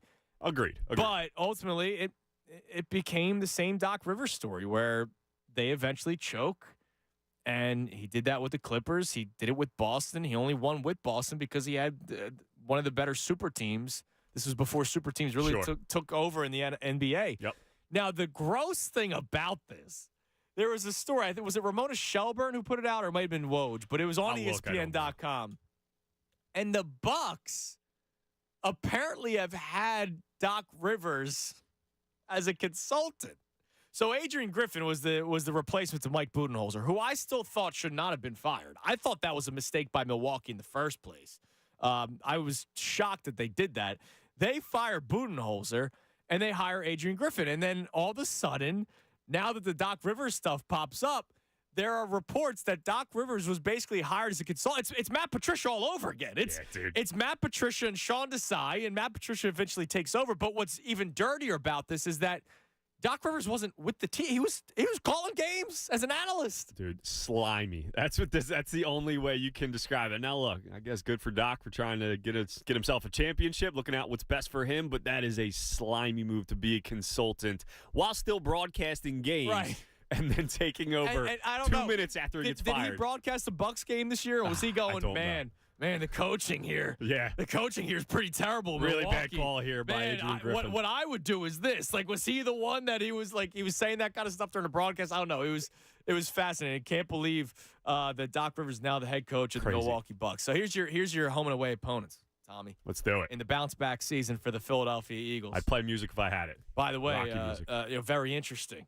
If you want to read into it, the picture has Jalen Hurts, it has Jalen Carter, and has Devontae Smith. But A.J. Brown's not on the picture. Let's speculate. All right, the home opponents, as you know, divisional games with the Cowboys, Giants, and Commanders. But here you go. 17-game season. This year, the extra home game at Lincoln Financial Field. They'll be taking on the Browns in Philadelphia, the Falcons, the Panthers. That should be a win, right? That's two wins right there. If we're doing W's and L's. Dougie Belichick to the Falcons. That's a good question. Dougie P and the Jags. Awesome. They come to Philadelphia. Jordan Love and the Packers. So Ray Dunn, who I know was listening because he tweeted in that he's living such a hard life in Dallas right now and living a hard life in New Orleans this weekend. His boy Jordan Love will be in Philadelphia. Who looked awesome, by the way, towards the end of the year. Like, legit might be a top 3 quarterback in the NFC right now, potentially. We're going to have a lot of time this offseason to talk about things. The Jalen Hurts, where is he ranked conversation is going to come up. I would like to still put him ahead like Jordan Love, but I saw Jordan Love. I tweeted it out. I saw Jordan Love make a throw against the Cowboys. It was vintage Aaron Rodgers. He was on his back foot. He flicked his wrist, 20 yards downfield, third down, with pressure in his face. Didn't have to put his full body into it, right? Which is something that Hurts has to do, which I'm not trying to take away what Hurts does. Hurts still makes some tremendous plays. We know that he can create plays with his legs and do all kinds of stuff, but there's other areas of the quarterback play that may be lacking, like those video game plays that we saw Josh Allen and Patrick Mahomes make the other night, right? So that conversation is going to happen during the offseason. It's only been 8 games, but arm talent alone, Jordan Love is like top tier. Yeah, probably. And then the Steelers are here in Philadelphia, so the cross-state rival, the Pittsburgh Steelers. So those are your home games: Cowboys, Giants, Commanders, as you know. Browns, Falcons, Panthers, Jags, Packers, and Steelers. The away games: Cowboys, Giants, Commanders. Once again in Tampa. Awesome. Our man Vince from Philly Sports Trips, he's going to keep on going down to Tampa, Florida. A rematch of the wild card round of the playoffs.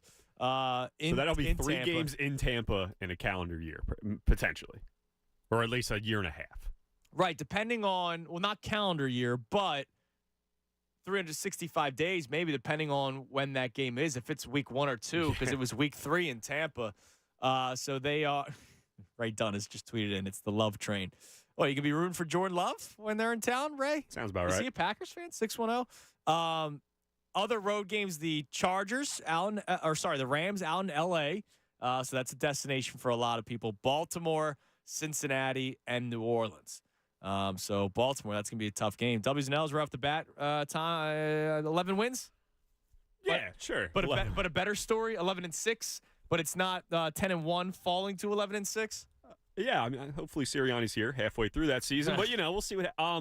Honestly, initial thoughts on this. I was joking around. You got no, not wins and losses. No, come on, give me W's and L's. 11, sure. You're going 11 wins.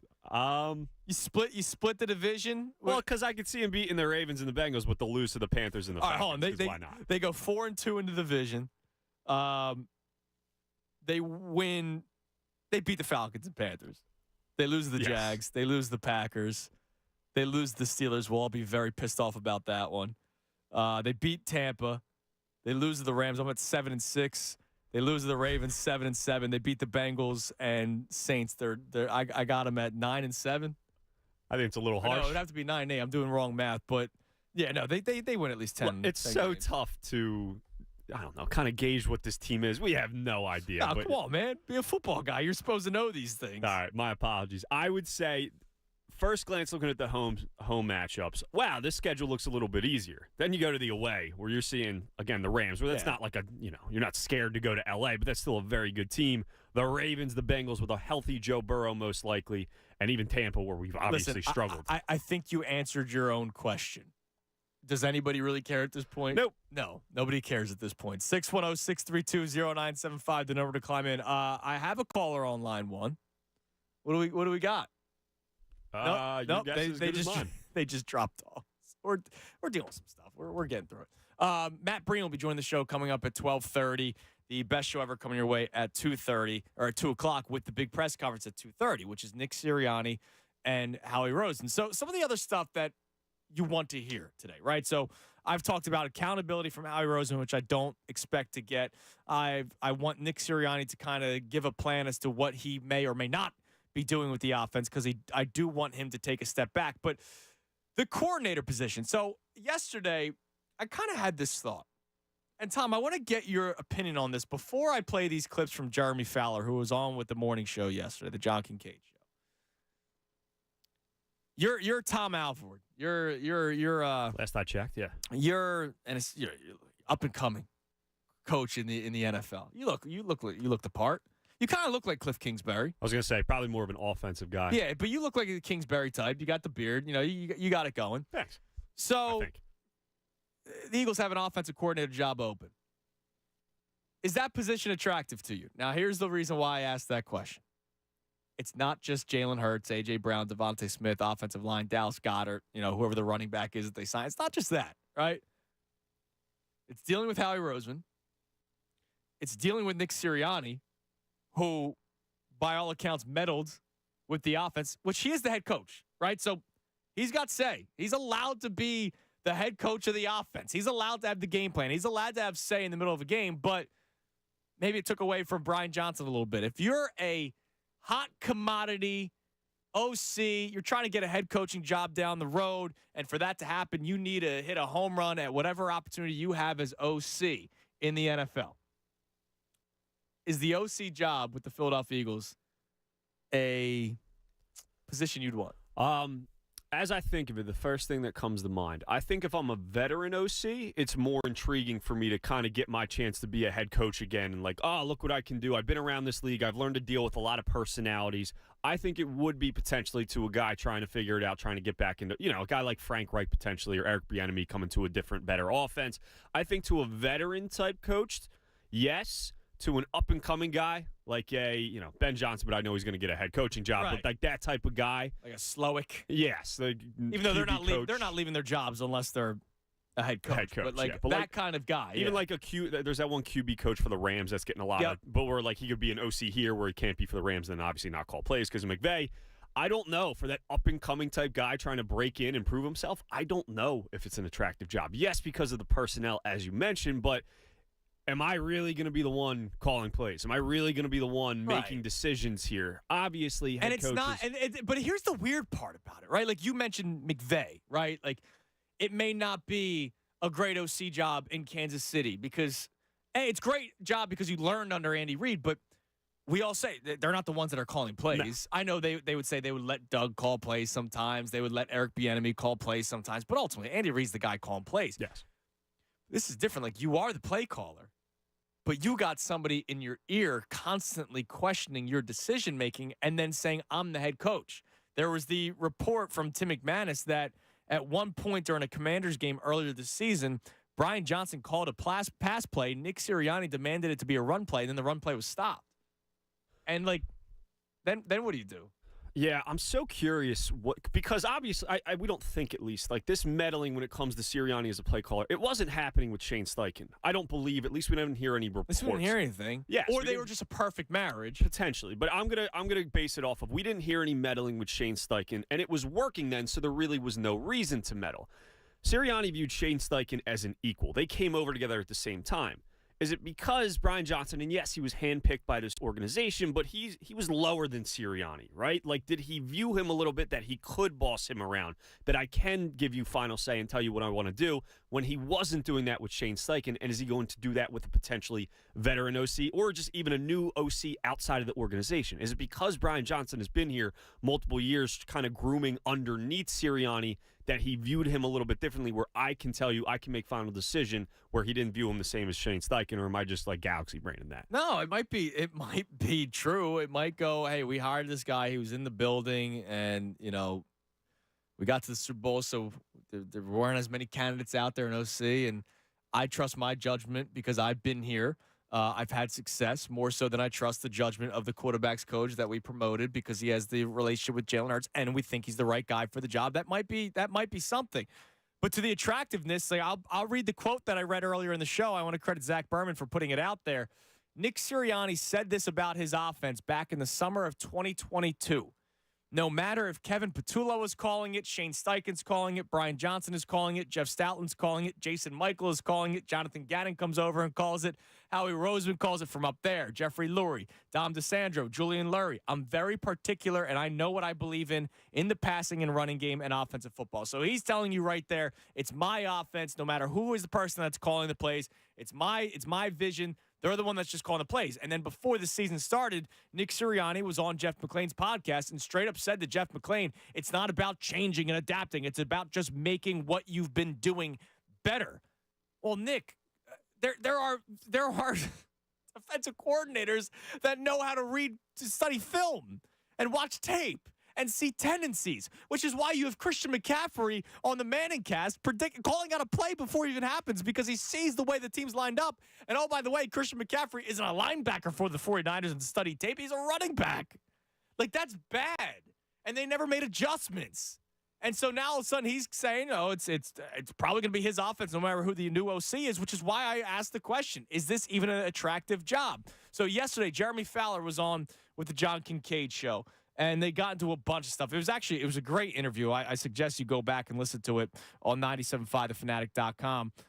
But Nick Sirianni obviously was a big part of the conversation and also the offense. So here's Jeremy Fowler talking about Brian Johnson not really having much say on the offense whatsoever. It is Nick Sirianni's offense, certainly one that Shane Steichen ran really well and seemed to have a knack for. And, the offense wasn't the same, but I just don't know if that was all on Brian Johnson, who really didn't get to put his full signature on it. I do think the heavy influence of Nick Sirianni and, for whatever reason, the cohesion with Jalen Hurts and the coaches, if that wasn't all up to par, then it's kind of hard to call the plays, to get the sequencing right, to get really the rhythm you need to have every week to have everybody and all 11 players on the same page. So if you're an OC, one of these young OCs that we're talking about, or an aspiring offensive coordinator, and there's a position open, and you hear that, and obviously, look, they talk. Like, I can only imagine that this quarterback's coach that's looking to be an OC might find a way to get Brian Johnson's phone number. Hey, BJ, like, what, yeah, what was it like? How'd it go over there? Right. And I'm not saying Jeremy's wrong, obviously. That dude's so tied in. To me, I was like, did they give Brian Johnson a chance to prove himself early this year? And then when it came to the meddling of Sirianni, did that happen like at the end of the year when it was obvious that he couldn't figure things out? So to me, that sounds like, Sirianni was on top of Brian Johnson the entire season. That's how it sounds, yeah. Me just, I don't know, doubting it a little bit. To me, I can't see him being on top of him the entire year and not giving him freedom. He's always said it's his offense, right? Sirianni's always said it's his offense. It's his game plan, and everything's about him. For him to not give him any type of flexibility, Brian Johnson, to call plays and really run the offense himself all season long, then that is a major problem. I don't know necessarily if that was the case. To me, I would think they gave Brian Johnson a chance, but if they didn't and Sirianni was on top of him the entire time, that is not a good sign. Yeah, and then I wouldn't want to come here. Even with Hurts, A.J. Brown, Devontae Smith, his offensive line, like, I know Brian Johnson is still a head coaching candidate. It doesn't look like he's going to get a job and then he's going to be fired. You know, I saw a tweet that I think it was Derek Gunn who was the original one that said Brian Johnson was going to be coming back, and he said he'll look for offensive opportunities elsewhere. He didn't say OC jobs elsewhere. And so does Brian Johnson take a step back in his career because of what happened here in Philadelphia? Like, that would suck if he never got to have his imprint on it. So and that's not a good look to other coordinators. No, it's not. To which Jeremy Fowler was asked about it, whether or not these coordinator positions are something that people are interested in. It's certainly a top 10 coordinator job on both fronts, I would say. I don't think that's been knocked at all, but I think coaches know going in that this is a tough situation, especially on offense right now. And you know that Nick Sirianni is going to have major influence over the game plan, which he certainly has that right to. He's a head coach. But I don't think you're going to have full autonomy. And that's, if I'm an OC, why would I want that? Like, I get if it's a great relationship, great partnership. And of course, the interview that would happen between Sirianni, Roseman, and this OC, like, you would probably throw the plan out there. But how am I supposed to know that if, let's say, the players aren't playing well in a game, that Nick Sirianni's not going to say, all right, turn off your mic. I got this. Right? Like, what if that happens? Like, that would be that I don't know. Like, I'd be like, screw this. Why am I doing this right now? So it's something to keep an eye on, and that's why I can't wait for this press conference at 2:30 today, because maybe Sirianni's asked, hey, when this new OC comes in, what's your role in the offense? Would love to hear what you want to hear in the press conference today. 610-632-0975. Thoughts on Reese Hoskins going to Milwaukee, Doc Rivers going to Milwaukee. And we have another clip from Jeremy Fowler that I'm going to play at the beginning of the next segment. We have Matt Breen coming up at 12:30. Jeremy Fowler also talked about the questions that were raised with all these issues and how it's not necessarily known exactly who's causing the problems, which is problematic. I'm Andrew Saltunis, the Midday Show right here, 97.5 The Fanatic.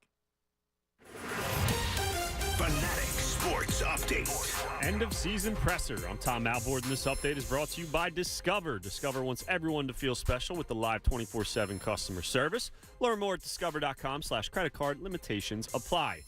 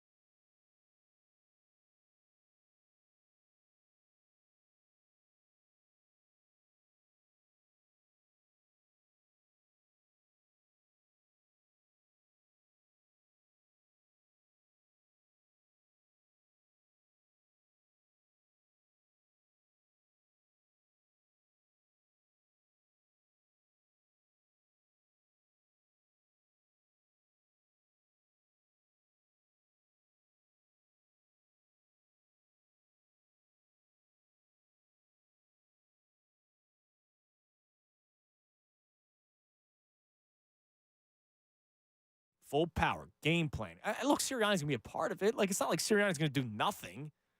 But Sirianni needs to focus on everything else, including relationships with his quarterback. To which Jeff McClain's telling me yesterday it's something that needs to be nurtured during the offseason. So what do you make of that, Tom? Like, you hear a guy that's really locked in, really plugged in, talk about this potential poor relationship between coach and quarterback. And we know, like, not everybody has to be best friends, but that's a pretty big relationship to have. And I just remember that report when Carson Wentz and Doug Peterson were still here. Remember they didn't speak anymore? Yes, I do. They only met Thursday mornings for Bible studies. I remember that being a report. The only time Wentz and Doug spoke to one another was Bible studies Thursday morning. And then there was the report that Carson Wentz would no longer even listen to the play calling from Doug Peterson, and he would improvise because he didn't like the play call. Now, we crushed Carson for that. I want to ask the audience at 610-632-0975 just to kind of further this conversation. And I remember doing a show back during the season, why is it hard for people to be critical of Jalen Hurts? I'm not saying Jalen Hurts is to blame for this. But when you hear similar stories, Wentz and Doug no longer speaking to each other, the relationship is fractured, Wentz not necessarily listening to the play calls that are coming in and making some improvisations of his own, Wentz got crushed for it. Why is Hurts not? Now, the Joe Santoliquito story that came out talked about how Hurts is not Wentz, right? When Wentz was knocked down, he would blame people for being knocked down, whereas Hurts would get back up and try to figure out what happened, right? And that's great. That's leadership.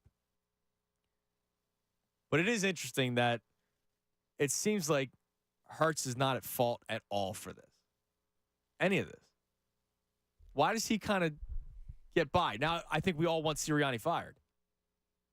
Majority of people do. Yeah, I would say at this point. So that's probably why it is, but I think a big part of it, too, is because we saw Hurts succeed at the highest level with competent offensive play calling and structured offensive play calling. We saw how good he was last year with Shane Steichen, and it wasn't just 10, 13 games of a season like Carson Wentz because he obviously, unfortunately, gets injured. No, he played it all the way up, played it to that level all the way up until the Super Bowl, where you could argue he outplayed Patrick Mahomes at that point. So we've seen Jalen Hurts, what he looks like when he has a play caller that he trusts, when he has a play caller that we trust and we think knows what he's doing.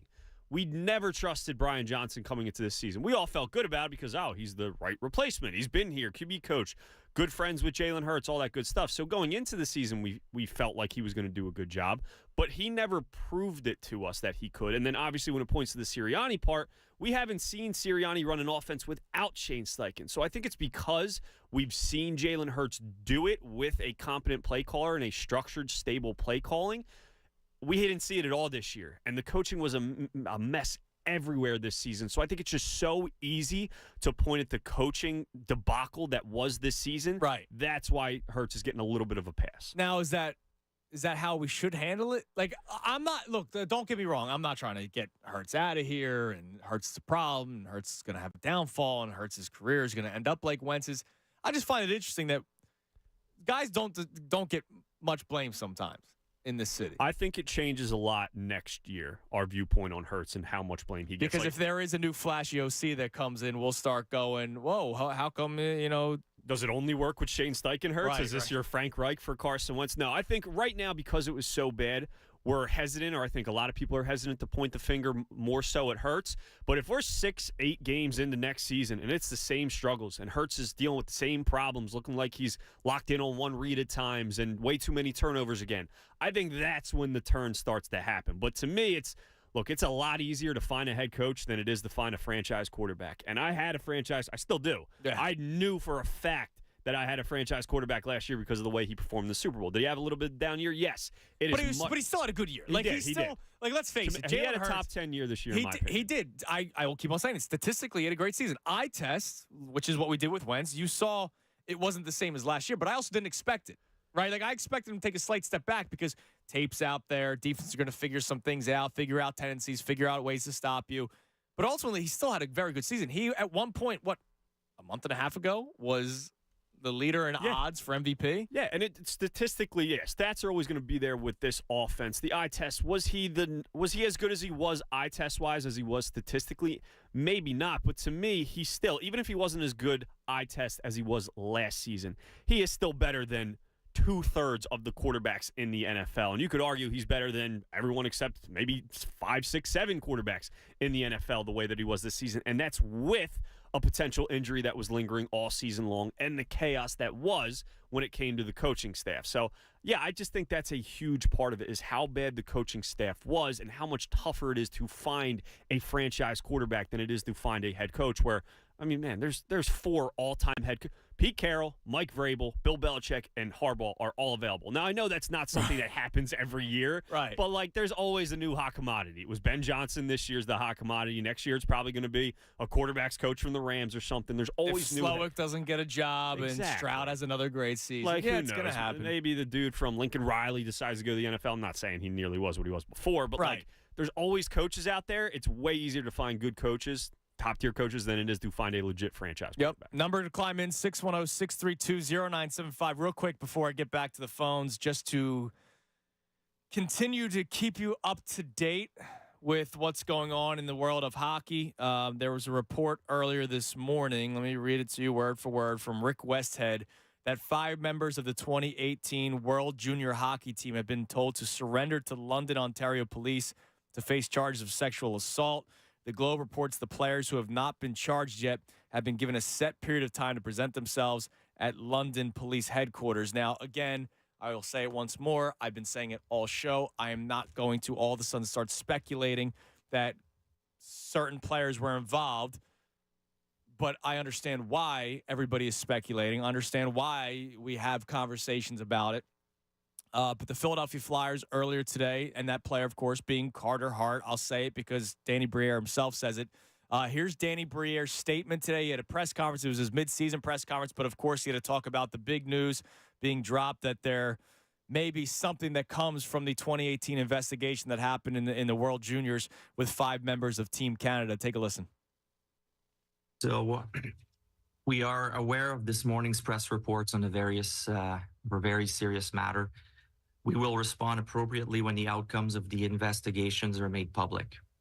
The NHL has been very clear that teams should refer all investigation-related questions to them.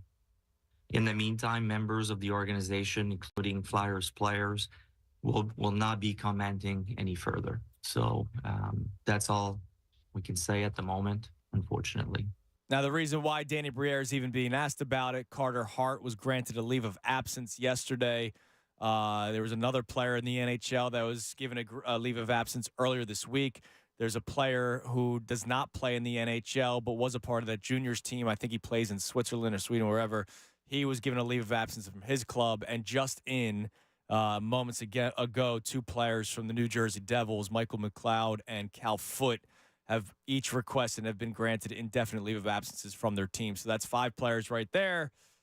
Again, not going to start speculating, not going to start saying things that are probably inappropriate because we don't know all the information right now. That would be inappropriate. It would not be professional. But I understand why everybody's mind is going to where it is right now. And we'll keep you up to date with any news that comes out regarding this situation that goes back to 2018 with the World Juniors Team Canada squad. All right, let's go to the phones. Let's go to Sam in Dallas. Sam, you're on 97.5 The Fanatic. Hey, Andrew. What's up, Sam?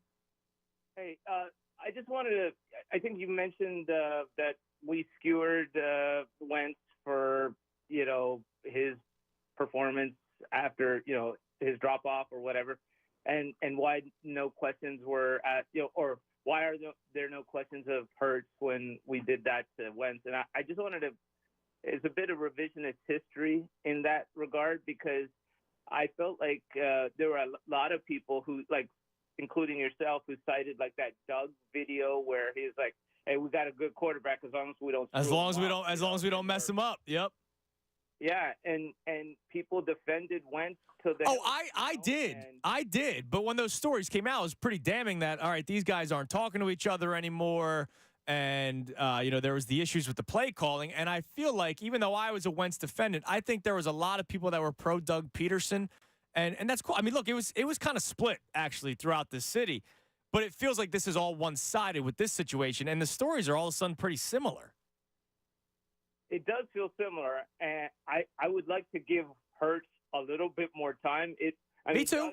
Don't get me wrong. Let me make this abundantly clear. I'm not trying to trade Jalen Hurts. There was the Mike. I don't know if you saw the Mike Florio story yesterday. Mike Florio put out a story about how the Eagles could trade Jalen Hurts, and I thought that was a waste of freaking time in his life to put that out there. And unfortunately, people probably clicked on it, and he probably got a nice paycheck out of it. It's stupid that that's even out there. All right, so let me make that abundantly clear. I'm not trying to trade Jalen Hurts.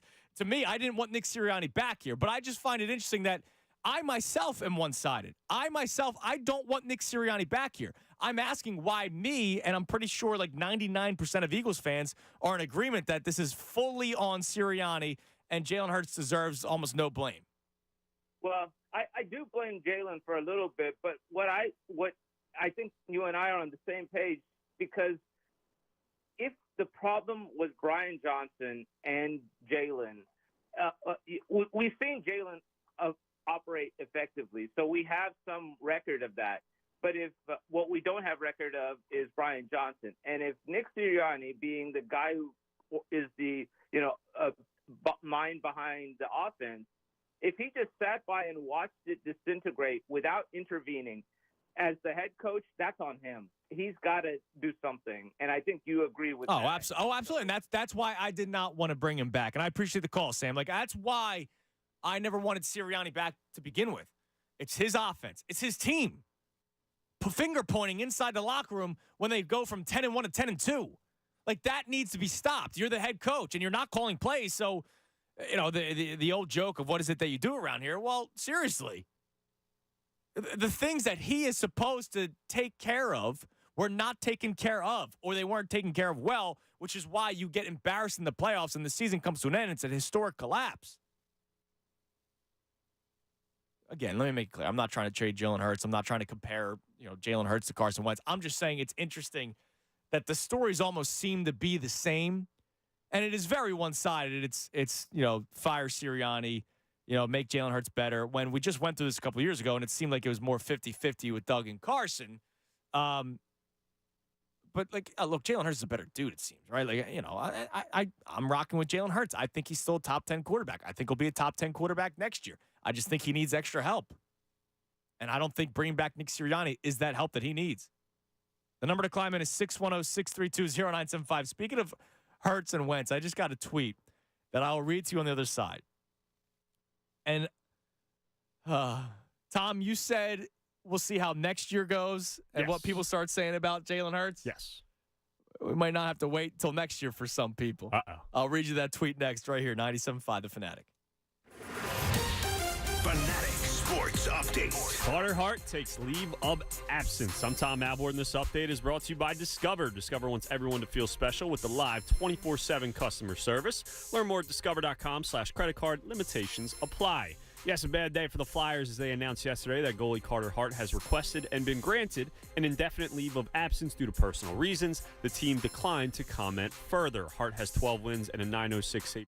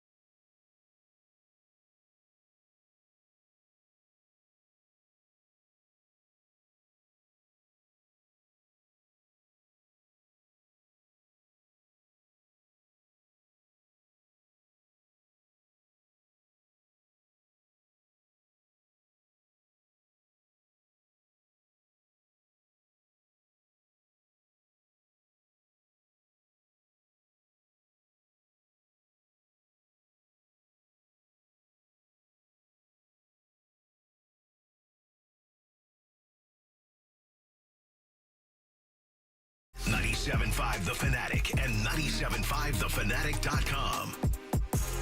1250, 97.5 The Fanatic. I'm Andrew Salchunas. 12 o'clock hour brought to us by Service First. Heating and air conditioning. Get 0% financing for 72 months and a $500 rebate when you purchase a complete heating and cooling system from Service First. Learn more at servicefirsthvac.com. Hall of Fame voting happened. We got 3 new members in Cooperstown. It's Adrian Beltre, who I'm very glad was a first ballot Hall of Famer. I mean, he was just an absolute beast, both at the plate and defensively, too. It was an incredible career, with the Rangers and Mariners all over the place at third base. Joe Mauer gets in and Todd Helton gets in. And, the Todd Helton disrespect over the last couple of years just because he played in Colorado, I thought was wrong. I mean, he had incredible numbers on the road as well. That guy was just a doubles machine. And the Mauer one's interesting. So a lot of people, I was talking about this with Tyrone a couple of breaks ago. A lot of people were saying that if Mauer gets in, Utley gets in, right? They have the same sort of numbers and outlook and whatnot. Number one, Joe Mauer won an MVP. Chase Utley never did. Number two, he was a catcher. And that means something, I would imagine, to baseball writers. It means something to me. Like, dude's hitting close to 400 and is also catching almost every single day. I know he eventually transitioned to first base and DH at times, but majority of his career, his prime, was when he was a catcher, and he was also putting up the numbers that he did at the plate. And so I don't know why we tried comparing the two of them. Mauer also did it longer than Chase Utley. I think Chase Utley one day could get in the Hall of Fame. He's not even my first pick, if I'm being completely honest. From that 2008 squad, I go Jimmy Rollins first. Jimmy Rollins barely moved up in terms of voting, and it's a shame, the disrespect. I have a bad feeling he's not going to get in. I know there's so many years left for him to be on the ballot. People just weigh numbers way too much. He does have numbers that should put him in the Hall of Fame compared to the other shortstops that are currently in Cooperstown. But leadership, I don't know how that could be something that keeps somebody out or doesn't get somebody in. Look, I'm not going to all of a sudden start talking about my opinion of the dude, but like Kurt Schilling, there's a reason why he's not in the Hall of Fame. Right? There's a reason why that there's people that refuse to vote for him. And if you can keep somebody out for who they are as a person, why can't you get somebody in? And I'm not saying Garrett Stubbs should go into the Hall of Fame. I'm talking about Jimmy Rollins. And I don't know if he will. Yeah, the pulse, the heartbeat of that team, going out and say we're the team to beat in the NL East and then following through with it.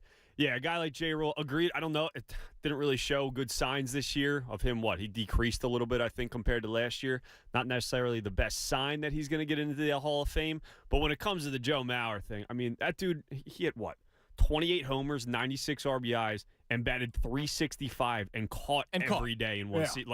Yes, there is a difference between second base and catcher. He was one of, if not the best catcher in the league for a decade, basically. And when you're winning MVP as a catcher, that is a tough thing to do. Who knows if we're going to see that again anytime soon. So, yeah, Mauer absolutely, I believe, should have been in. When it comes to the J-Roll and the whole leadership type of conversation, I think that has to be included when you should be voting for guys in the Hall of Fame. Unfortunately, the voters aren't inside the locker room every single day. They don't have that pulse of what a city was like. They don't understand that Jimmy Rollins was here from the beginning, and then obviously eventually goes to L.A. But he was here with the Phillies when they finally broke through into the playoffs. He made one of the biggest plays to get them to a playoff game, to win a division. We know the walk-off hits, the clutch nature that he had in the playoffs, and as you mentioned, the leadership of that team. He was the leader. He was the voice. And unfortunately, people don't take that into account. No. Like, I'll use another sport. Bob Myers, I believe his name is.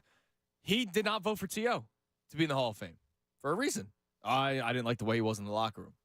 That dude should have been unanimous first ballot Hall of Fame. Like that shouldn't have even been up for debate. He's a top 5 wide receiver ever to walk. And he did not vote for him because he was a trouble in the locker room.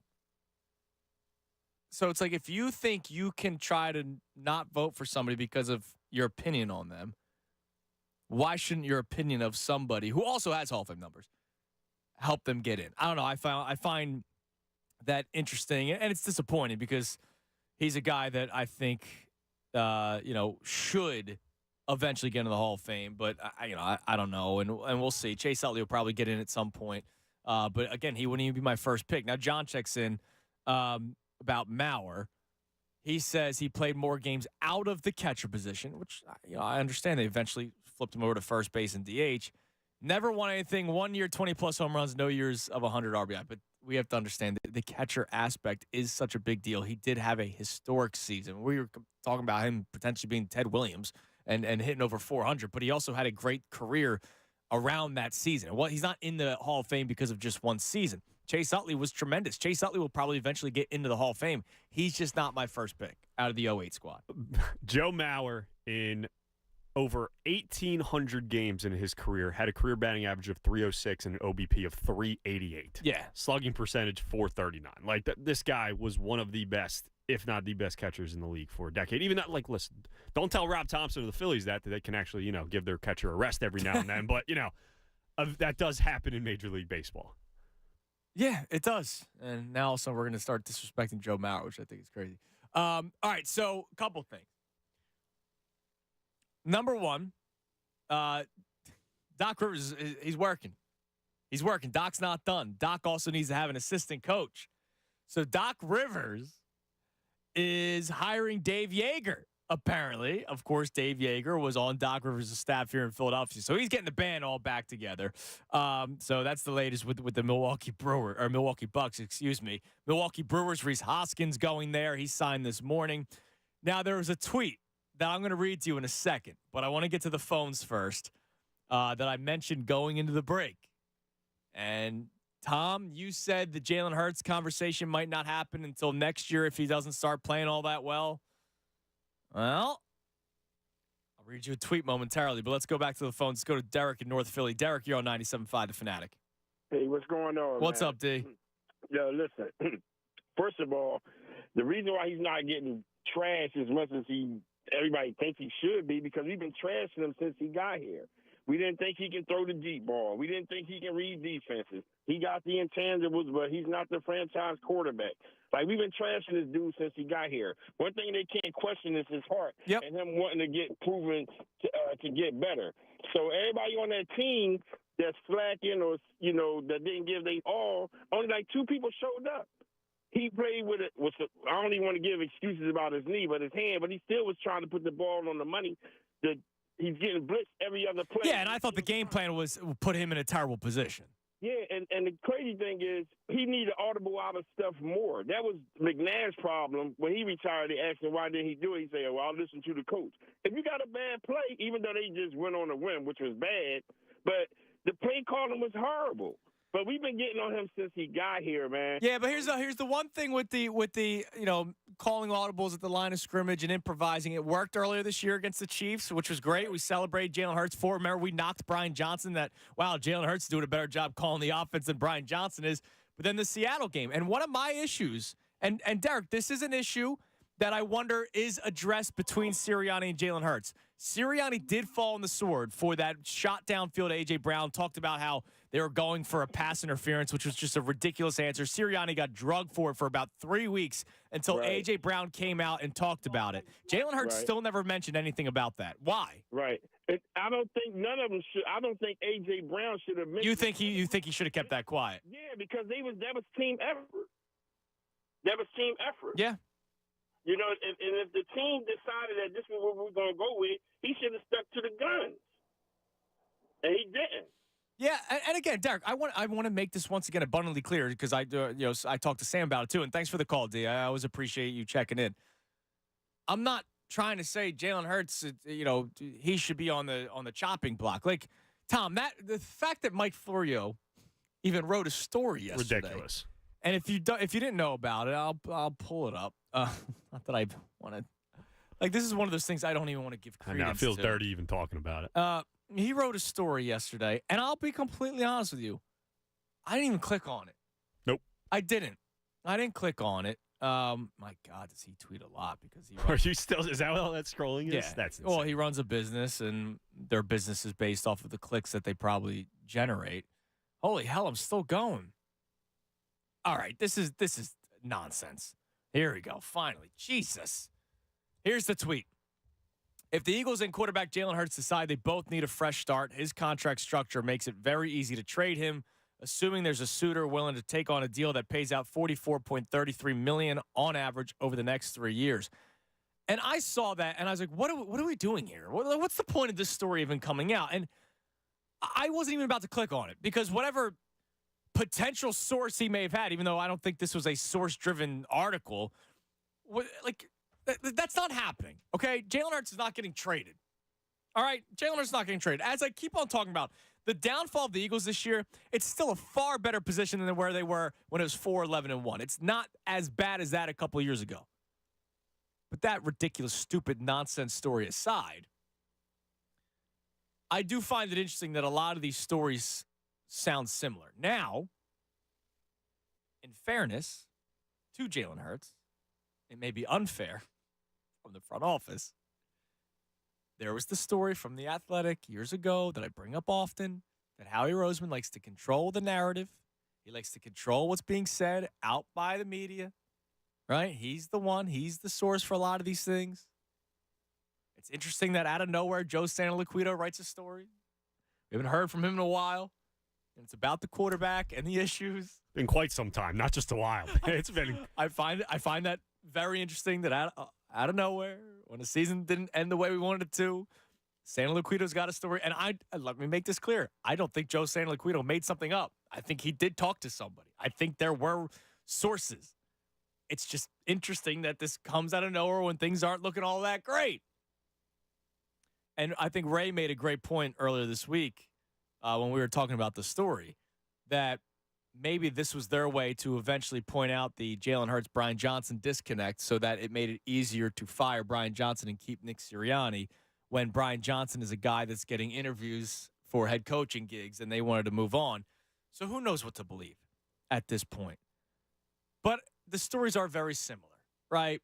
Doug and Wentz weren't seeing eye to eye. There was a disconnect. Carson didn't like the plays that were being called, so he started improvising them. They weren't talking as much. Now, all of a sudden, I'm getting Jalen Hurts and Nick Sirianni. Jeff McClain telling me yesterday that their relationship needs to be nurtured during this offseason. I need to hear about how Jalen Hurts is improvising in the middle of the game and not agreeing with the play calls, which I know we celebrate that because we didn't like the way the offense was being called. But still, it's just interesting that all of a sudden we're getting similar stories. Now, an update. Tom, thank you for sending this to me. Adam Schefter tweeting out that Gerard Johnson, who's a quarterback coach for the Houston Texans, he is interviewing for the Eagles OC job. So there's another candidate. So is that happening right now? They're supposed to talk in an hour and a half, and they're going through an interview? Well, it said interviewed, so maybe that happened yesterday. A little bit earlier. Yeah, who knows? Earlier, yeah, who knows? But Gerard Johnson, the latest OC interview. I mean, have we gotten an official OC? Is that the first OC interview tweet? I know. Remember, no. Jim Bob Cooter was somebody that they may go after. Frank Reich. Everybody keeps on saying Frank Reich without knowing if Frank Reich's even interested. Did they say Mike Caldwell? Was that a name that was brought up? That was brought up. I feel like that was for the OC. I think. That's DC. Mike Caldwell was. I think so. Yeah.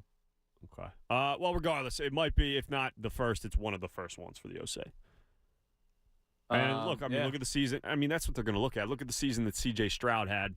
That's why the Bengals OC or Bengals quarterback coach, I think, it was the OC got the head coaching job of the Titans. They just look at what these quarterbacks do. If you have a quarterback that makes a big leap, you are obviously you're getting a job. Yeah, exactly. You're getting a job. Brian Johnson. Yeah. All right, hold on real quick. Before we get back to the phones, I know we have somebody. You can climb in at 610-632-0975. I'm going to be reading this live on the air. So Rick Westhead put up a follow-up tweet. Let me read you the original tweet. Rick Westhead breaking 5 members of the 2018 World Junior Hockey Team have been told to surrender to London, Ontario police to face charges of sexual assault. The Globe and Mail reports, citing unnamed sources. The Globe reports the players who have not been charged yet have been given a set period of time to present themselves at London Police headquarters. A follow-up to that tweet from Westhead: none of the defense lawyers who represent players allegedly involved in this case have responded to requests for comment today. Canadian law requires criminal defendants to have their own individual defense teams. Allison Craig, a Toronto attorney who has defended people accused of sexual assault but who has no ties to the 2018 World Junior allegations, said it would be customary in a case where there is no public danger for prospective defendants to be given at least a week or two to surrender to police. So just an update, because we're all kind of awaiting word. Obviously, we are all speculating what could be going on and what could end up happening. But once again, I will say it over and over and over again. I think it would be unprofessional for me to say anything to that, right? I'm going to wait for all these facts to come out. 610-632-0975. Let's go to Uncle Frank. What's up, Uncle Frank? Yes, sir. How can I help you today? I don't know. How can you? Great call. Give me a great call. Happy Hump Day in the house, boy. How about the phones, huh? Yeah, we're chugging along, Uncle Frank. Nobody needs to know. You are. No, you guys are trained professionals. All right, so I don't know if Josh. I wanted to flip the script, if I may, because yesterday, good show yesterday, squad. The lines were buzzing. Andrew, you were joyous from the jump, but then I thought you let those miserables make you go down into the pit of agony and. Oh, you're talking about the Embiid thing? Yeah, I mean, look, when we're dropping 70 points, when somebody's dropping 70 points, and I have a caller bringing up the fact that they're 4 games back at the Celtics in the Eastern Conference, like that's ridiculous. I was apoplectic. I was trying to get. You two had, and I'm sorry, I thought Josh told you what I wanted to talk about. But you two had the distinct privilege, or you and Ray, of sharing with your children, grandchildren, the night you saw Embiid live scoring. Yeah, I mean, it's I can't believe that I was in attendance for that game, and I was with Ray. We're watching the game, and we're going, hey, he's going to drop 50 here. And then we go, man, it'd be cool if he could get to 60. And he gets to 60, and then we thought that's done. Or he got to 59. We think it's done. He checks in for 5 total minutes in the fourth quarter and drops 11 and gets to 70. And he only had 1 3, right? Yep, 1 3. And listen, the call yesterday, from Northeast, he was spot on. Embiid is already great, transcendent, right? You can use any other adjective, but Nick Nurse is actually coaching him and the 4 around him up and providing more opportunities. Oh, so, absolutely. And now he gets to go up against Doc Rivers potentially in the playoffs. Yeah. Crazy news day. But look, real quick. Lastly, Doc couldn't have done it without Moses. I mean, and that was a stacked team.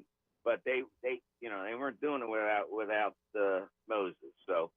Anyway, keep on keeping on. You're doing a good job. Thanks, Uncle Frank. I appreciate the call.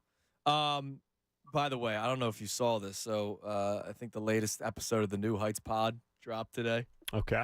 So what do you think they talked about? Jason Kelsey hanging out drinking beers at the playoff game.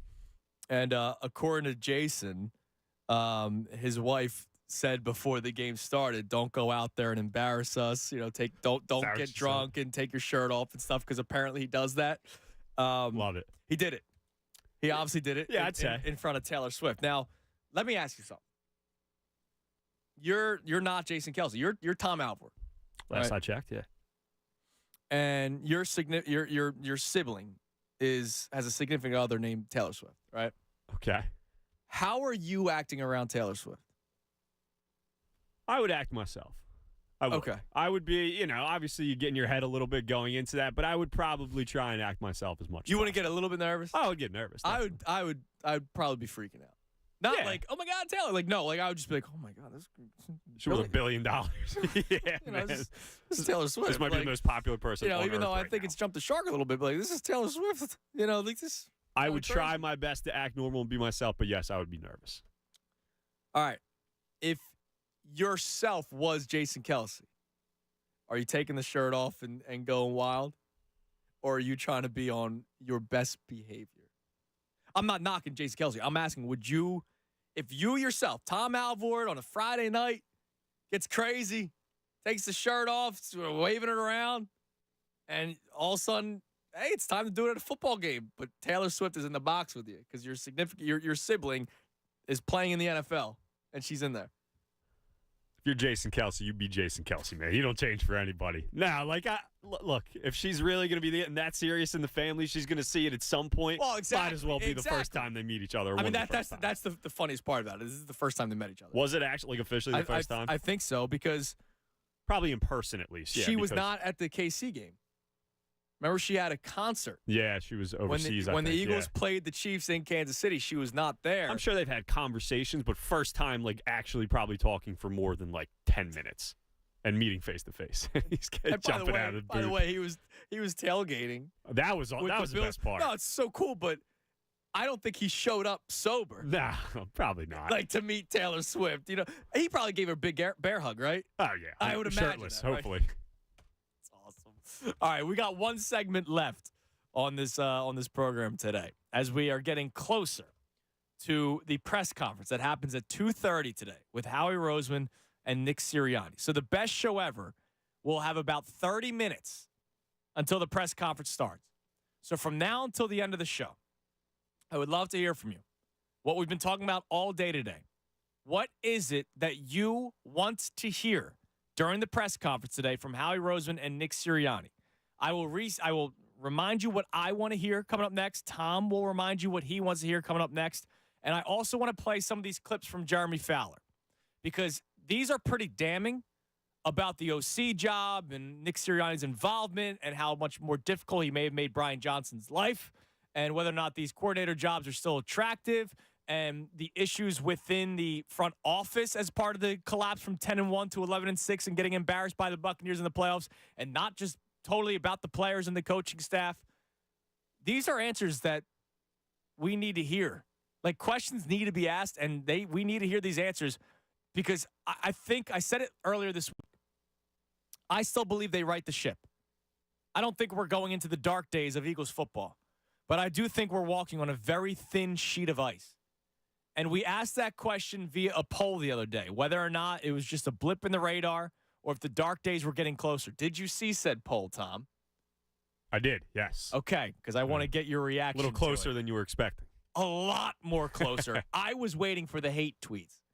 I'll tell you what those final results were, because it ran through the end of the show yesterday. We never got back to it because of the Embiid day. People aren't necessarily feeling all that great about the Eagles football here in Philadelphia. I'm Andrew Salchunas, the Midday Show right here, 97.5 The Fanatic. Oh, and let me tell you about FanDuel Sportsbook. My bad, Tommy. If you've been watching this NFL playoffs from the sidelines, well, now is the time to get in on the action with FanDuel in partnership with Valley Forge. It's America's #1 sportsbook. Bet this Sunday's conference champion.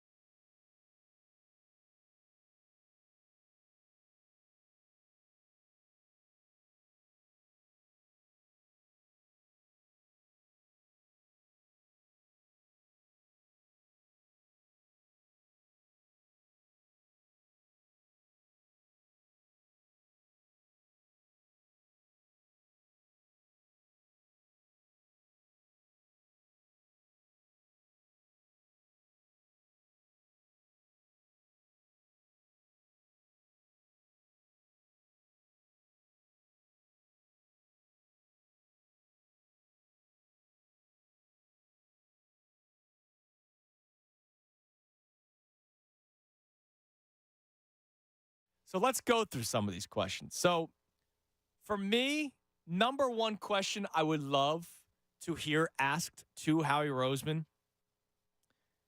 is, however way you want to be it be asked. But I want to get an answer of whose decision it was to demote Sean Desai and promote Matt Patricia. And I would also love to know via Howie Roseman if this was always sort of in their plans. Because you don't just hire Matt Patricia to go get coffee in the morning, right? Now, I'm okay with hiring big name guys as advisors, right? Like I just talked about Doc Rivers is once again hiring David Yeager to be an assistant coach, right? The more minds you can have, I think the better, until you reach that conversation of too many cooks in the kitchen. And it seemed that it got that way with the Eagles, because if you've seen any of the reports, or read any of the reports, or heard us talking about the reports, Sean Desai lost the ability to game plan for third downs right around the bye week. So the bye week happens, and then it's Kansas City and Buffalo, in which they won both those games. The defense was tremendous against Kansas City. But what was the biggest issue for the defense against the Bills? It was third downs. I remember at one point, I think that was a Nance and Romo broadcast, right, Tom? I think it was. Which one, Buffalo? Yeah. Yes. At one point, Nance was talking about like the 85% conversion rate for the Bills on plays of 3rd and 7 or longer. Yep. Like remember we used to do Jonathan Gannon, every time he goes up against a legit quarterback, they have a completion percentage of 80% or something. No, this was third down conversion rate on 3rd and 7 or longer was in like the 80 percentile. Like that was ridiculous, right?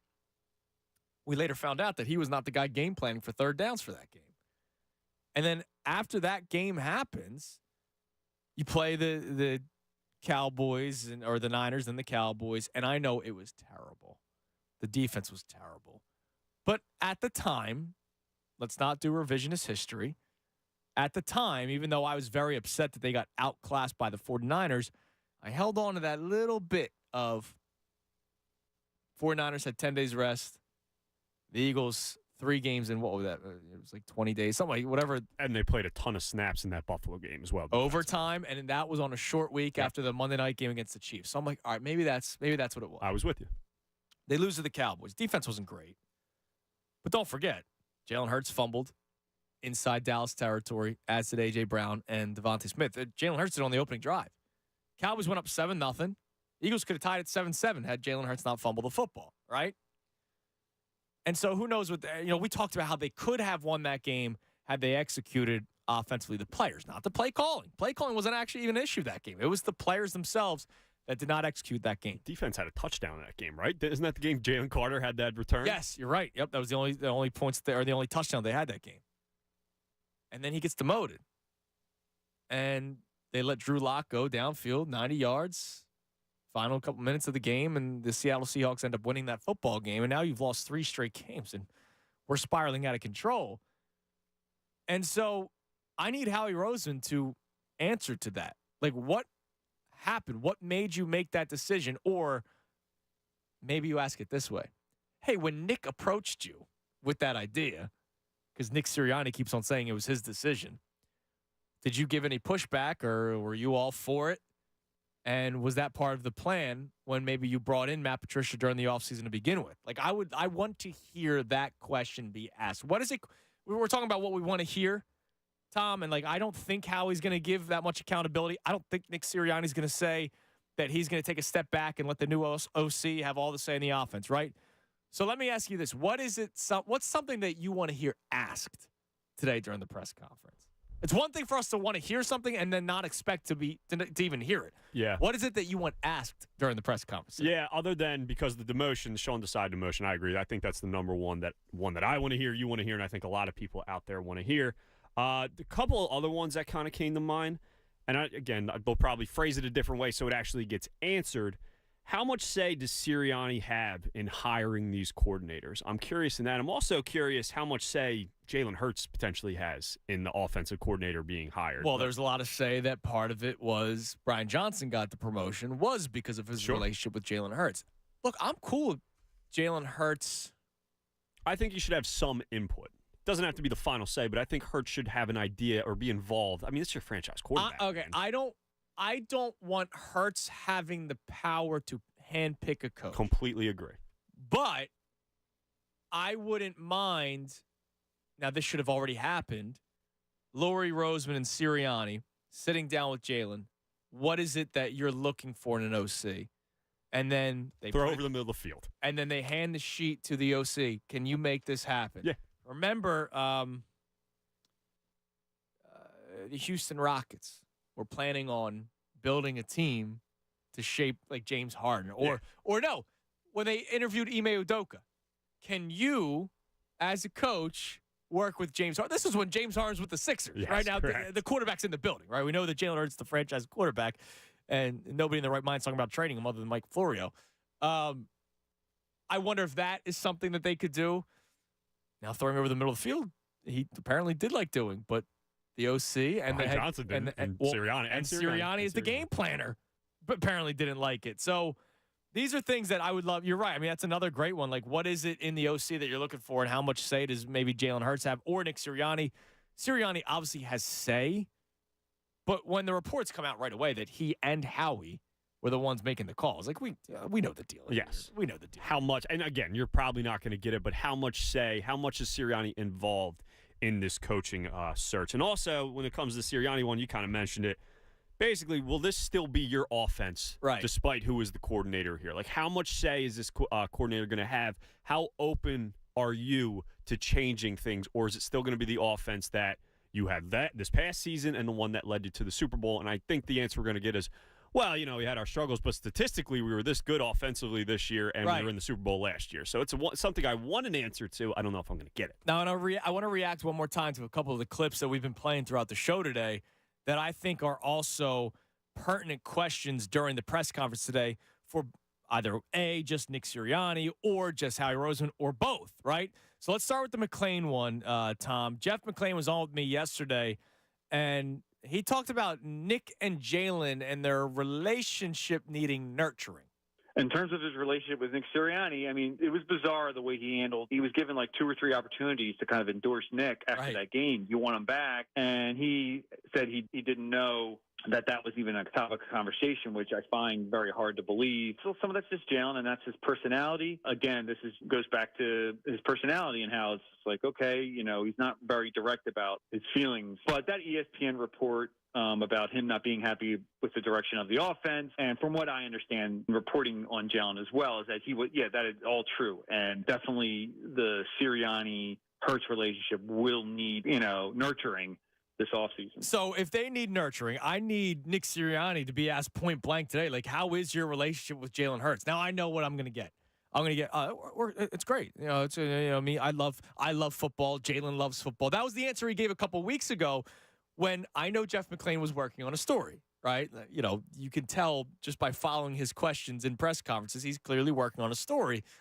And there was that one question about, like, how often you guys talk? Oh, well, we talk on our way to lunch and, the water cooler and, quarterback meetings and blah, blah, blah. And it was just a weird answer that Sirianni gave. And then eventually got to the whole, look, I love football. He loves football. We always talk about football. I remember a couple of years ago, the year one of Sirianni, I guess, when Oklahoma was playing, he would text Jalen during an Oklahoma game and talk about, the style of football that they're playing, all that kind of stuff. I wonder if that relationship's still there. I don't know if it's a tattered relationship. I don't know if it got deeper because of the way things were going with the play calling. I don't exactly know, but that's something that's going to have to be addressed today. And if we're talking about that ESPN report that Jeff brought up, the ESPN report that was, of course, from our own Tim McManus. And Tim McManus talked about how Jalen Hurts did not agree with the direction of the Eagles' offense. And there was disconnect. And there were players that didn't know whose offense it was. Was it Sirianni's? Was it Brian Johnson? Was Jalen Hurts calling plays at the times? Like, the people inside the building didn't even freaking know what was going on, which is a disaster. Like, that's an absolute mess. So I need that to be addressed today. Like, maybe that's a question for Howie. Hey, Howie, there was a report that Jalen and Nick weren't necessarily seeing eye to eye. how are you going to try to find an offensive coordinator that can come in here that can maybe bridge the gap between the two? You know what I mean? Like, yeah, no, I mean it's a huge problem, man. Like realistically, this is a huge problem. I think it's definitely tattered. I think it's definitely a ruptured relationship.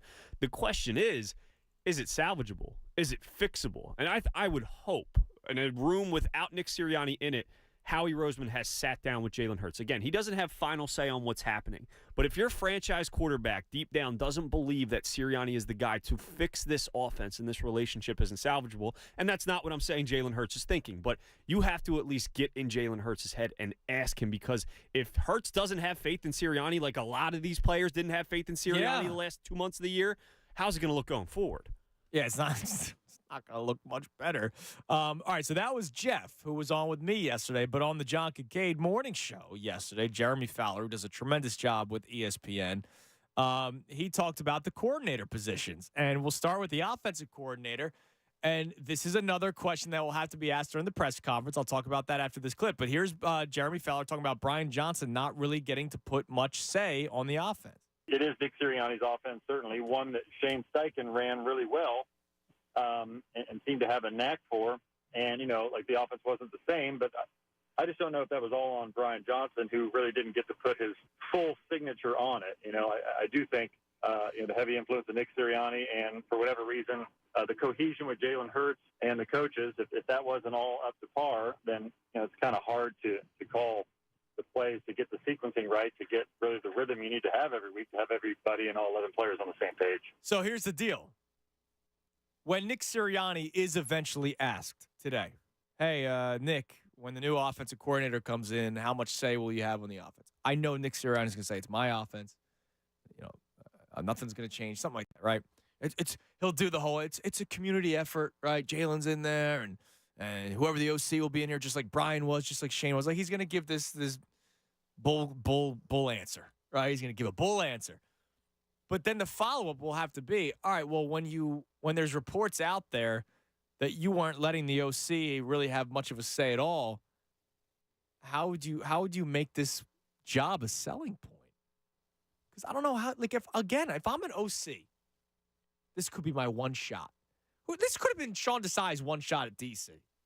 I know he had one earlier, but like this could be like, if it doesn't go well, no more chances. Well, and same with Brian Johnson. You said he looked for a lesser job than an OC job because of what happened this season. Right. And like, if the league talks, right? The league talks, and clearly there's a perception out there when people are reporting this, when respected reporters like Jeremy Fowler are talking about how Brian Johnson didn't get to have all that much say on an offense. And I'm not going to all of a sudden backtrack my thoughts on Brian Johnson. I don't think he was fully 100% to blame for the downfalls of this Eagles offense. But I do believe that, Brian Johnson wasn't the greatest OC, so maybe Sirianni realized that, and you talked about that earlier. Maybe earlier in the year, Brian Johnson did have a lot of the say, and then eventually that changed when Nick Sirianni didn't like the way the offense was going, something like that. I remember the first couple of weeks of the season, the offense was doing nothing. Who knows? Who knows when that changed? Who knows if it ever changed? Who knows what the plan was going into it? Maybe they can talk about that today. But if I'm an OC or an OC candidate here in Philadelphia, I might have to think twice about it, even though they have great players. So Fowler was asked about that. He did talk about the coordinator positions, both still being high on the list for a lot of people, both offensively and defensively. That would be it's certainly a top 10 coordinator job on both fronts, I would say. I don't think that's been knocked at all, but I think coaches know going in that this is a tough situation, especially on offense right now. And you know that Nick Sirianni is going to have major influence over the game plan, which he certainly has that right to. He's a head coach. But I don't think you're going to have full autonomy. I don't know. Sold. Is that a ring endorsement? No, not at all. Right? Like, I wonder, again, this could be asked today, 2:30 press conference. Did Howie Rosen sit down with Nick and say, hey, man, you have to listen to your OC more. We're going to bring in a hot name for you that might get a head coaching job in a year or two, right? He'll probably be out of here, but you need to listen to your OC.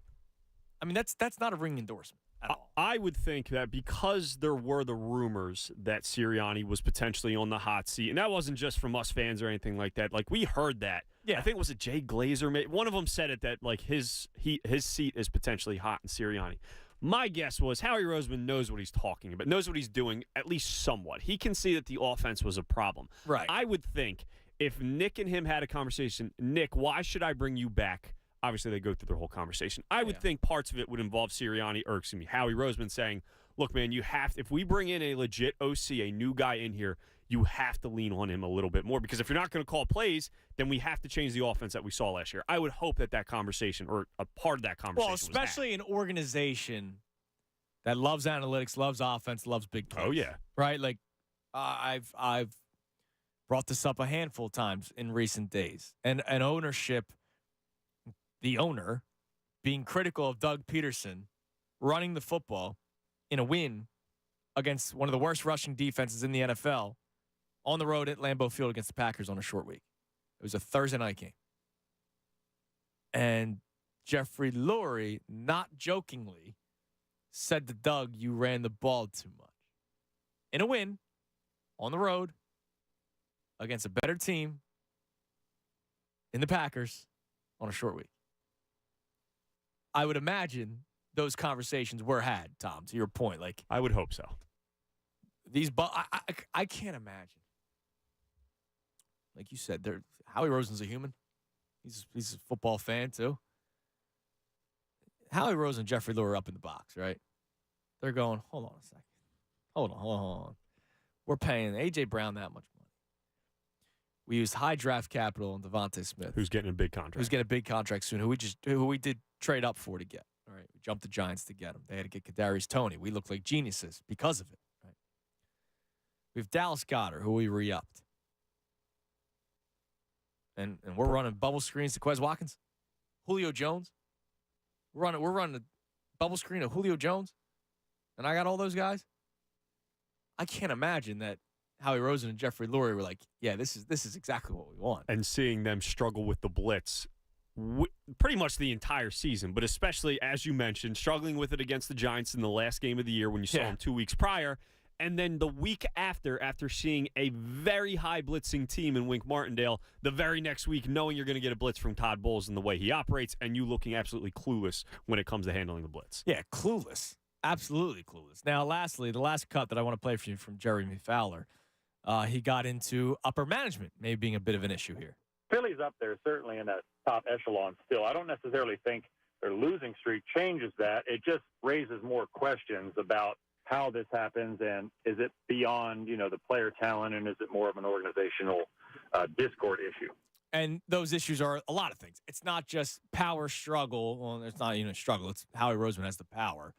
Being able to drop the hammer and demoting Sean Desai and promoting Matt Patricia. But a lot of this is they have an organizational philosophy on how they want things run. The Vic Fangio tree is what they love defensively. The bend but don't break. That is their philosophy that a lot of teams do. It's not just the Eagles, but the linebacker, like we complain about the linebackers, they don't allocate resources to linebackers. Like that is something that they don't hide from. I read you. I didn't get your reaction to it, Tom. The Eagles off-season plan, what it should be from ESPN.com. They're drafting an offensive lineman in the first round. Yes. Yeah, that's absolutely happening. And it might be the smart thing to do, right? Like it might be the smartest thing to do because you have Lane Johnson, who will be turning 34 years old before the next season starts. You have to be ready to get his replacement at right tackle. You'll have an opening at right guard once you move Cam Jurgens back to center. Now, is Tyler Steen that right guard, or do you draft the first-round pick to play right guard until Lane Johnson retires, and then they move back out to right tackle? And Tyler Steen, by the way, who was a healthy and active the last couple weeks of the season, I thought that was ridiculous. Yeah, it made no sense. Week 18, I was doing the pregame show with Bob and with Pat, and when those inactives came out week 18 and Tyler Steen was not on the active roster for that game, I go, how does the coaching staff, the coach, right, these guys that are getting paid a lot of money, how do they not realize that you're going into a game that you might eventually sit your starters in, and you're not dressing one of your offensive linemen, and then you have to eventually put Jason Kelsey back out there because another player got injured? And realistic, what does that show you about the confidence that they have? Oh, my Steve, God. Man? Like that is, that's not ideal. Not ideal. When it comes, I love in that little article. It wasn't like, they need to address linebackers. No, it was just defense. Defense as a whole is what they need to adjust. Yeah, this is what it said. The biggest offseason priority for the Eagles. And it was an ESPN Plus account. They did a breakdown. They did it for every single team across the NFL. And the questions that were answered was biggest offseason priority, under the radar offseason priority, latest on whether they will re-sign player X, draft outlook, and big prediction for the offseason. And the biggest offseason priority, the Eagles have to shore up the defense. Shocker, Tom. A switch from Sean Desai to Matt Patricia's defensive play caller has not cured all that ails this unit, which ranked near the bottom in key areas like third down, red zone, passing touchdowns, and most passing touchdowns allowed for most of the season. The Eagles need help at linebacker and in secondary in particular to get the defense back to championship caliber level. Now, from fake football guy standpoints that we all are, it's going to be a fun offseason to try to figure out all the issues. Oh, yeah. It sucks that it's the way that it is right now. It's terrible that we watch the Eagles have a historic collapse that we haven't seen since the 1986 New York Jets. It kind of sucks to do that and to come in here and have to talk about it every single day and be miserable every single day. But the fake football guy in me in a couple months gets to do roster breakdown, roster construction. And I know you're getting reconstruction. You're not a mock draft guy, but those mock drafts are going to be a lot of fun this offseason, buddy. I freaking hate I know mock you do. drafts. They are the Can't dumbest thing in the world. Is there First one dropped. Yeah, Mel Kiper 1.0, buddy. Okay. Mel Kiper. 1.0. Congratulations. You've been the biggest thief known to man for the longest time. And I say that out of respect. Good for you. You made money off of it. I respect Mel Kiper's his instinct. I respect him, right? But on January 20, did it drop today? Yesterday, I think it was. Yeah, on January 23rd, he knows nothing. Who's retiring? He doesn't know. Coaches aren't hired yet, right? We don't have a Super Bowl winner yet. And we already got who the Bears are picking. We don't know what players are demanding trades. We don't know what players are going to get cut. Right now, the Eagles have Darius Slay and James Bradbury. What if they cut James Bradbury? Now you're going to need another corner, right? These mock drafts that come out in January are not good. Well, I can't wait. I can't get enough of them, buddy. It's my freaking theory that I've always had. It's so that he puts out 32 mock drafts. So he's never wrong. So that he's never wrong, because he'll go, well, in mock draft 3.7, I told you that the Eagles were going to draft this player. And in mock draft 12, I told you that the Buccaneers were going to draft this player, even though I told you in mocks 1 through 11 that they weren't going to draft that player. It's all a scheme. Smart guy, if you ask me, buddy. Good for him. He's made lots of money off of it. Yes, he I'm has. sure. I just think it's all a scam. All these mock drafts that start dropping in January. I see Eagles fans that do the draft. Make your own. Come on, guys. We don't know exactly what's going on. There's still a lot of roster turnover that's going to have to happen. There's going to be guys that are re-signed on one-year deals that might change the direction of the offseason with the draft. You have no idea what this team's needs are going to be. None. Or any team. No one's team. Real quick before we move on. Yes. One other question I'd love to hear, since we're getting into this defense conversation, and I don't know if it's one that's going to be asked or answered. We know that this team does not value linebackers or safeties. We sure do. Because of the issues that you've had in the past, specifically this season, Howie, is there any thought on changing the philosophy on how you value linebackers or safeties? Again, how they ask it, I don't know. If it's answered, I don't know. But, look, I'm not telling you to draft Jeremiah Trotter Jr. in the first round. You know how he's going to answer that question. Give me it. I'm going to be Howie Roseman. Well, I don't understand what you're talking about. We had T.J. Edwards, brought him back on a one-year deal last year, and a leading tackler on the team. We paid money for Kasir White on a one-year deal, and we drafted Nakobe Dean in the third round, a player who everybody expected to get drafted in the first round, and we were able to find him in the third round. Unfortunately, things didn't work out with another player we drafted a few years ago in the third round. That player being Davion Taylor, who didn't play football until college, but that was a great pick, Howie. So we have allocated a lot of resources. Maybe we just need to do a better job scouting and finding guys coming out of that's going to be the answer. Because he will say, and to his point, they have drafted a linebacker in the third round 2 out of the last 3 years. Yeah, it was Tavy. Yeah. Well, 2 years ago, Nakobe Dean, and then 2 years prior. So 2 out of the last 4 years. Yeah. 2 linebackers in the third round.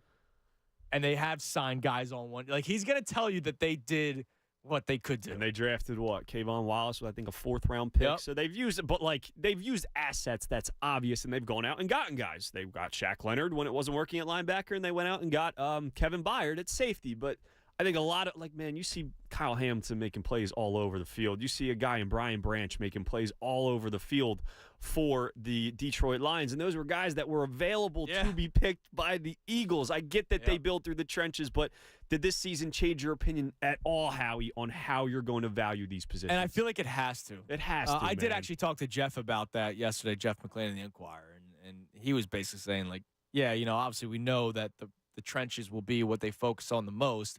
That's something that's been going back since Joe Banner, right? And that's why this ESPN article that had the draft outlook, the Eagles taking an offensive lineman in the first round. But I can't imagine going into this offseason that the Eagles do not have a plan for those areas. I can't imagine it. Maybe they trot out Blankenship one more year as one of the 2 starting safeties. And get a safety elsewhere. Like they did trade for Chauncey Gardner-Johnson, right? A couple of years ago. They just didn't repay him. I don't blame the Eagles for that. I blame the agent for that. So maybe they do something where Blankenship is still 1 year starting, 2 safeties. Cap talk does come into play here. He's an undrafted undrafted free agent, so he's not making all that much money. And you could play another safety with him, maybe a better safety with him, so that Reed Blankenship doesn't eventually get exposed as the number 1 safety. Linebacker, McClain did bring up they have spent money on outside linebackers in the past, so maybe they bring in an outside linebacker. The bold prediction in this ESPN article was Frankie Louvu, the linebacker for the Panthers, a guy they can move around. He can come off the edge. He can be an outside linebacker, which is kind of what Hassan Reddick was with the Cardinals. What they tried to do, that wasn't him.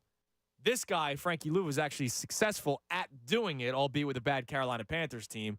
So that's a name that they're pointing out there. I mean, it's going to be a long offseason, an interesting offseason, because there's a lot of ways they can attack it, but I don't think it's rocket science. I think they can get to the bottom of this, and that's why I do believe that they can right the ship this offseason. I just was also under the impression that it would be a different head coach, which that's not the case, and he'll be speaking to the media at 2:30. Now, I put out a poll 2 days ago in the middle of the show, and we had it running till the end of the day yesterday. The question on the midday account: are we closer to dark days of Eagles football, or was the end of this season just a blip on the radar? I said they bounce back, and I wasn't the majority. But I thought asking the question itself would have gotten me killed. 59% of people were in agreement with me that the Birds will bounce back. That means 41% of Eagles fans said the dark days are on the way. 41%. Not great. No, not at all. Now, I don't have an out time, Tom, if you can just let me know. I got it on the text I text you. Okay. 41%. I might ask this question again tomorrow after today's press conference to see what people are thinking. Oh, God.